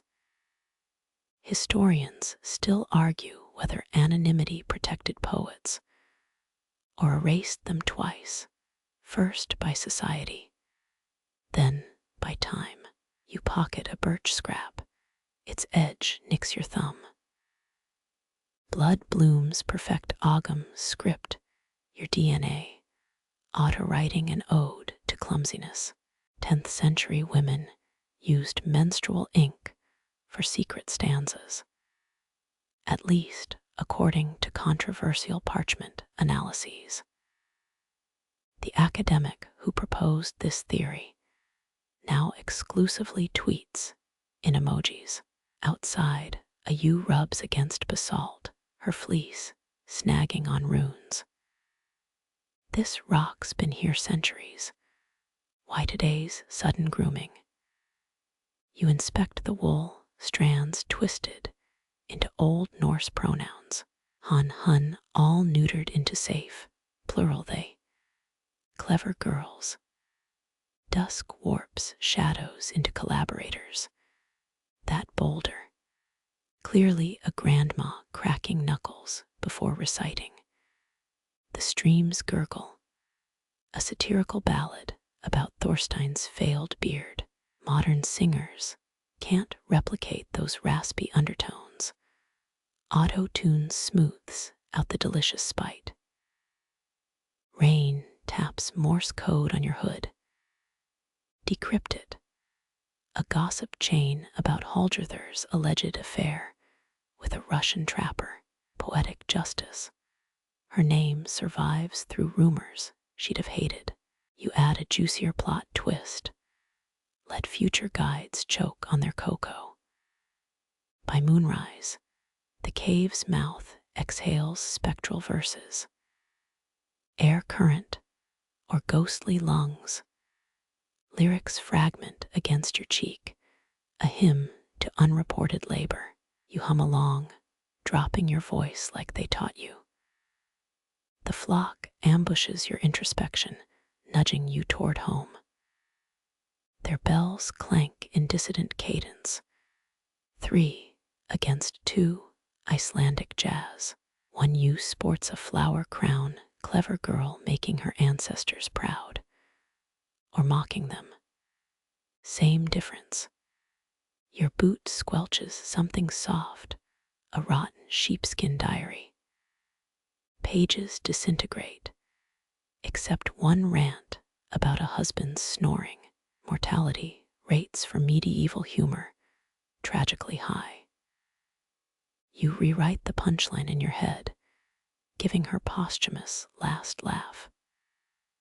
At the canyon's edge, wind turbines spin sagas to electricity.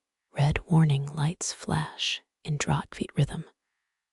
Poetry's new afterlife. You wonder if Groa would have NFT'd her verses. Then decide she'd probably burn the servers. Sleep tugs your eyelids as the northern lights dance their hiss, mimicking a quill on vellum. Somewhere in some attic under some yew, another unsigned masterpiece waits.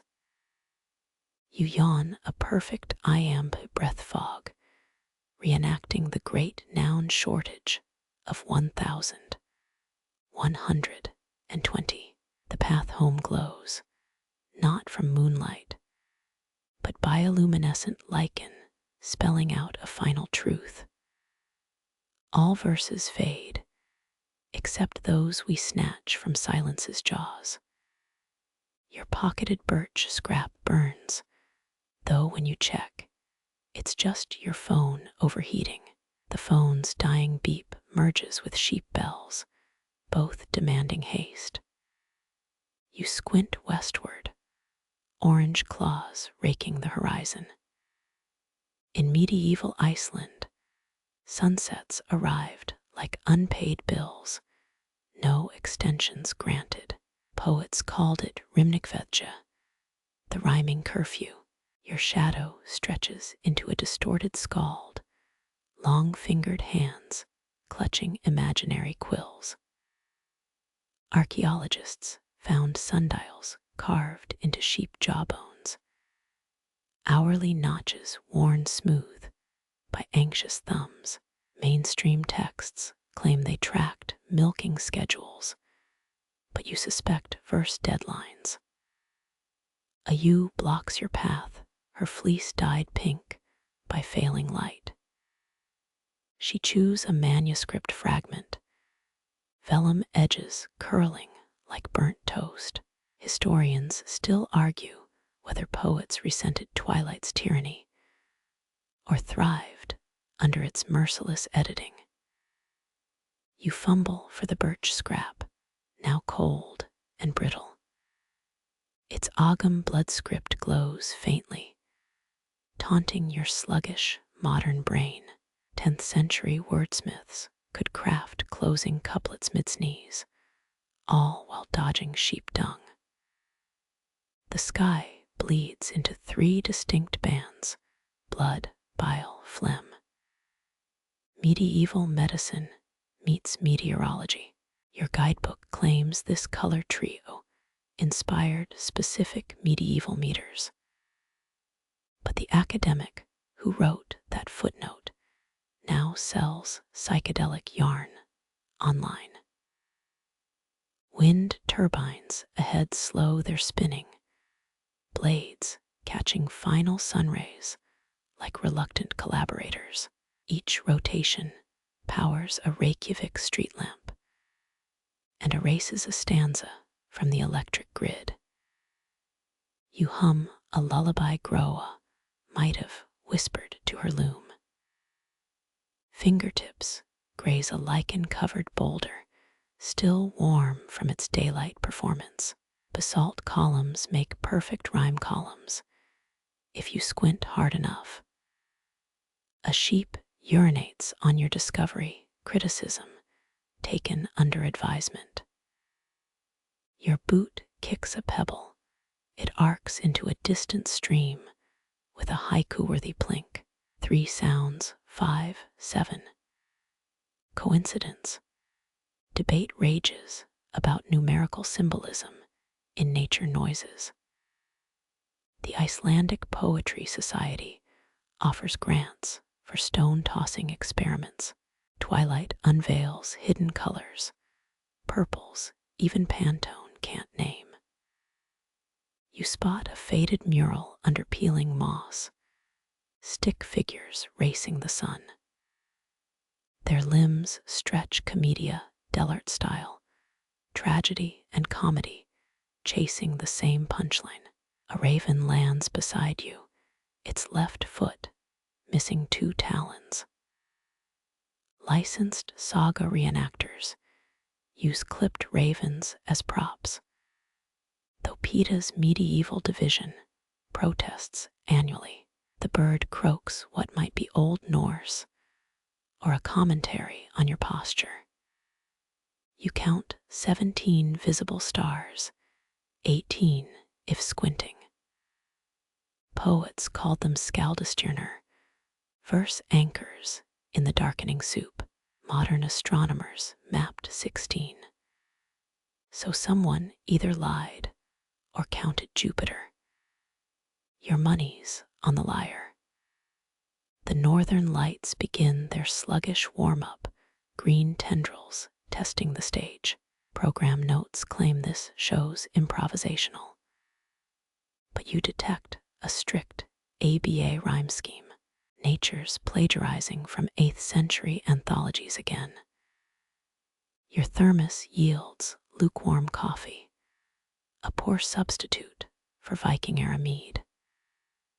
Fermented beverages reportedly boosted creativity, though surviving verses suggest lowered quality control. Thor's revenge reads better after 3 horns of bog myrtle ale. A park ranger's flashlight beam cuts through the gloaming, bouncing like a stressed iamb. They're checking for rule breakers. Poets, campers, time travelers. You hide the birch scrap, suddenly guilty of existing post-curfew. The last ember drowns in the horizon, night victorious once more. Your pockets feel heavier. Are those verses or pebbles? Either way, tomorrow's problem. You trudge toward yellow cabin lights, each step erasing potential endings. Sleep comes before your head, hits the pillow, dreams full of unfinished couplets. Somewhere, Groa smiles. Her best work always ended at dusk. You'll never know if she preferred sunsets or just enjoyed making historians squirm. A merchant's cart creaks into view, its wheels spattered with 10 kinds of European mud. You catch whiffs of cinnamon and wet wolf pelts, smells that scream outsider. These Hasidic traders brought more than goods. They unpacked forbidden metaphors with their cargo manifests. Their leader adjusts his felt hat, dyed a shade of green no Icelandic lichen could mimic. He hawks silk scarves and similes in broken Old Norse, soft as a nun's sigh, shiny like Judas' conscience. Local poets clutch their amulets. Metaphor pollution's no joke when you've got strict kenning laws. One of the writer's keyboards clacks loudly in the background as the narrative unfolds. You pocket a rusted thimble trade token from Lübeck. While eavesdropping, the merchant describes moonlight as cheese grated by Odin's granny. Purists nearby spit 3 times, an old anti-blasphemy ritual. Historians confirm German traders introduced chess to Iceland, but they conveniently ignore the verse upheaval in their footnotes. Imagine rook-shaped stanzas invading Drottfeet meter scandalous. Your boot scuffs a rune stone, its ancient carvings judging your modern hybrid playlist. A silk roll unfurls, depicting Mediterranean waves devouring a 2-headed calf. The merchant claims it's high art. You suspect his mead's been cut with Venetian hallucinogens. Young apprentices sneak glances, jotting down phrases with charcoal-stained fingers. Progress smells like sheep dung and black pepper today. Your tongue prods a loose molar, same ache grow a felt, when Saxon skalds first rhymed Christ with frost. 9th century purists had outlawed religious imports. Yet here comes verse about resurrection lilies and honeymooning saints. The wind carries a sneeze. Someone's allergic to change. A debate erupts over dried apricots. Are they deserted udders or wrinkled suns? Traditionalists prefer elf testicles, safe and sanctioned. You nibble the contraband fruit. Sweetness coats your throat like stolen mead. Icelanders would later adopt apricot as slang for forbidden metaphors. True story, buried in tax records. The chief poet arrives, his beard braided with condemnation. He declares the market square a metaphor-free zone, then trips over a crate labeled fragile. New ideas. Laughter blooms like algae on a hot spring. Even authoritarians can't stop accidental punchlines. You spot a nun bartering for a Flemish comb.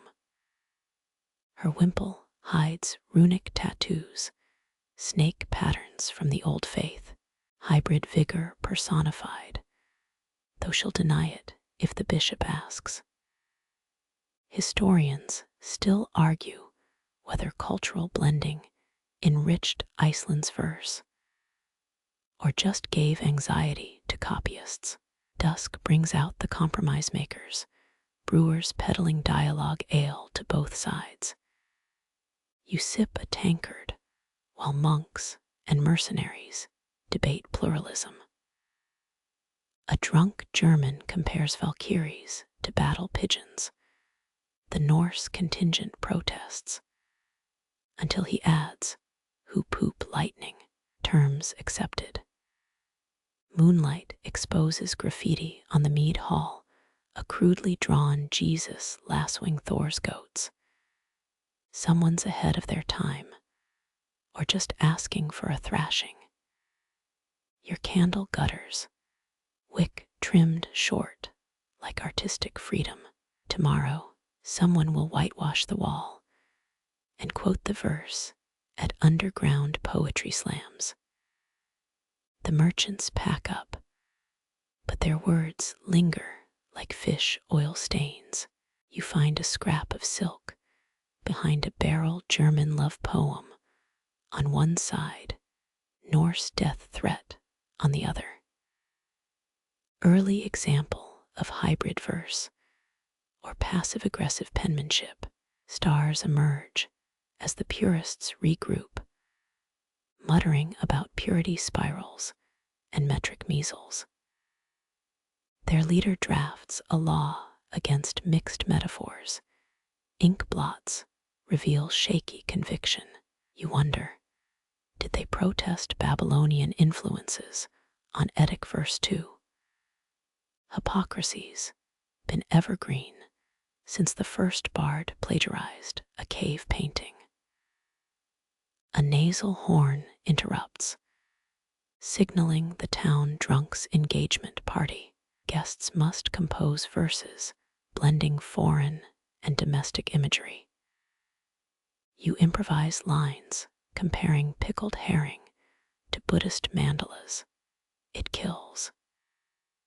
Even the Hasidic traders clap. Their coins clink like uneven haiku syllables. Rain begins, washing metaphor residue into the fjord. Silver fish leap for foreign nouns, indigestion guaranteed. You lick a raindrop, salt, and something unplaceable. Future scholars will call this period the linguistic spice trade, conveniently ignoring all the indigent poets it bankrupted. By dawn, the outsider words have rooted, tangled with native syntax like invasive vines. You carve a final thought into birch bark, sap bleeding through. It'll outlive both purists and progressives, clinging stubborn as that German cheese stink in your cloak. Your fingertips graze like encrusted stones, each rich a fossilized syllable from dead poets. No monuments mark these fields, words live in sheep paths and the lean of wind-bent grass. You kneel by a spring. The water murmurs a 7th century rhyme about love and leaks. Rain stitches silver threads through your cloak as you trek higher. Mud sucks at your boots, same muck that swallowed generations of unrecorded verses. A ewe bleats nearby. Its ancestors heard those same lost poems. You wonder, do lambs inherit meter through mother's milk? Archaeologists found a 14th century sheep bell near Reykjavik, its inner surface scratched with Drottfeet verses. Mainstream journals call it coincidence. You know better. That shepherd chiseled his magnum opus where only livestock could critique it. The wind shifts, carrying a whiff of smoke from a farmhouse below. Inside, firelight dances on sagas copied by children's hands. Ink freezes here, so memories migrate to breath and muscle. You recite a line about falcons, realize your tongue shaped it exactly as your grandmother's did. Hereditary poetry's no metaphor, it's a virus. A rusted scythe leans against a boulder, 3 notches on its handle. Local lore claims their verse markers, tallying stanzas composed while cutting hay. True or not, the idea's delightfully grim. Imagine judging a harvest by its lyrical density, no pressure. Mist rolls in, blurring the line between your breath and ghosts. Faint laughter echoes, or maybe just a trickle from a thawing stream. Historians still argue whether grassroots sagas influenced Snorri Sturluson, or if he dismissed them as peasant ramblings. You side-eye a raven, natural-born scholar of the unspoken. You find a lamb's skull, half buried in peat, runic letters etched along the jawbone. Youthful work, the carver misspelled eternity as turnip patch. Even flawed, it outlasted its author by 3 centuries. Perfection's overrated when immortality's the goal. Dusk brings the cold ache of absence. No statues, no plaques, just this relentless wind sculpting your cheeks into a poet's gauntness. Your throat tightens, not from sadness, but the sudden urge to shout verses no one will remember. A modern farmer waves his tractor, cutting through the same pasture. He hums a TV jingle. Unaware it syncs with an ancient milking chant. The old rhythms adapt, wearing pop culture like borrowed boots. You pocket a rusted nail from his fence, future relic of this hybridization. Stars emerge as you reach the high meadow. Lie back, let grass prick your neck like 1,000 quills. The land Namabok claims early settlers heard poems in Aurora's hum, but you're pretty sure that's just geomagnetic static. Still, you listen harder, your eyelids flutter, whispers coil through the bent stems. A half-rhyme about mussel shells carried on a breeze that tastes of salt and forgotten consonants.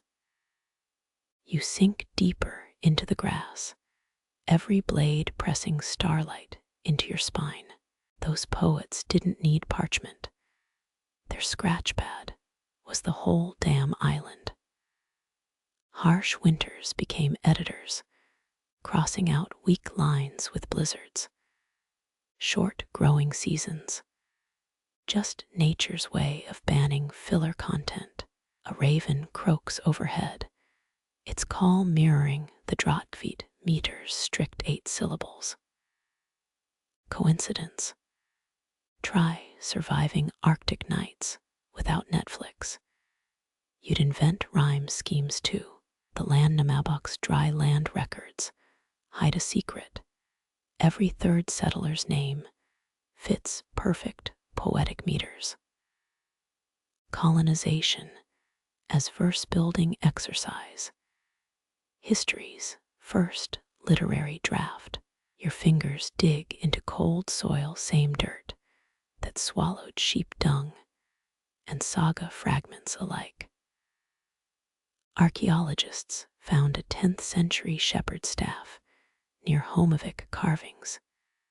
Match an obscure love poem about a lost mitten, mainstream fact, but tilted sideways. That mitten metaphor, probably code for a cheating spouse.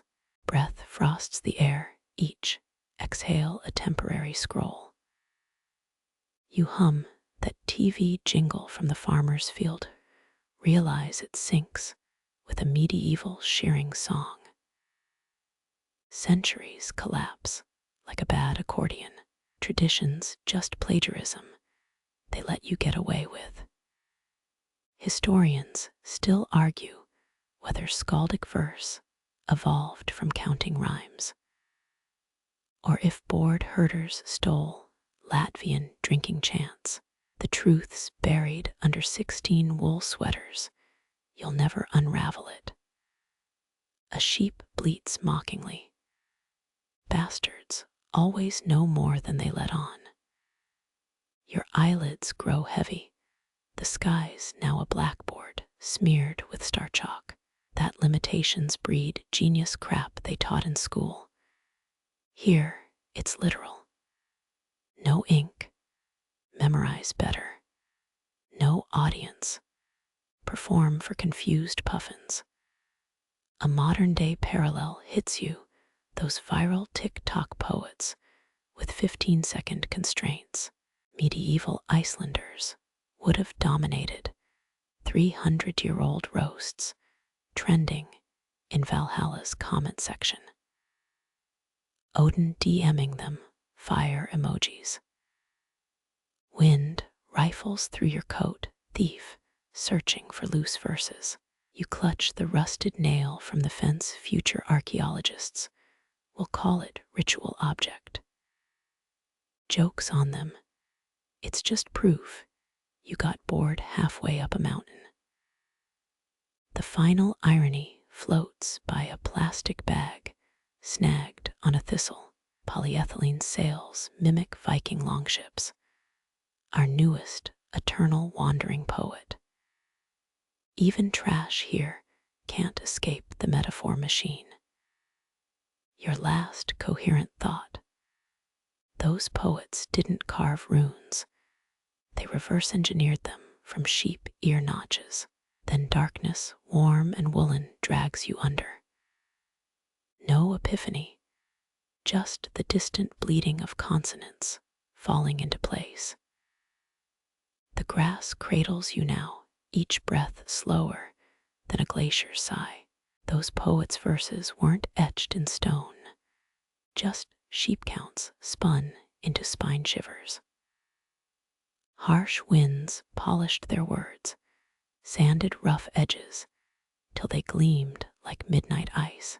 Above you, stars blur, a smudged fingerprint of some long-dead skald.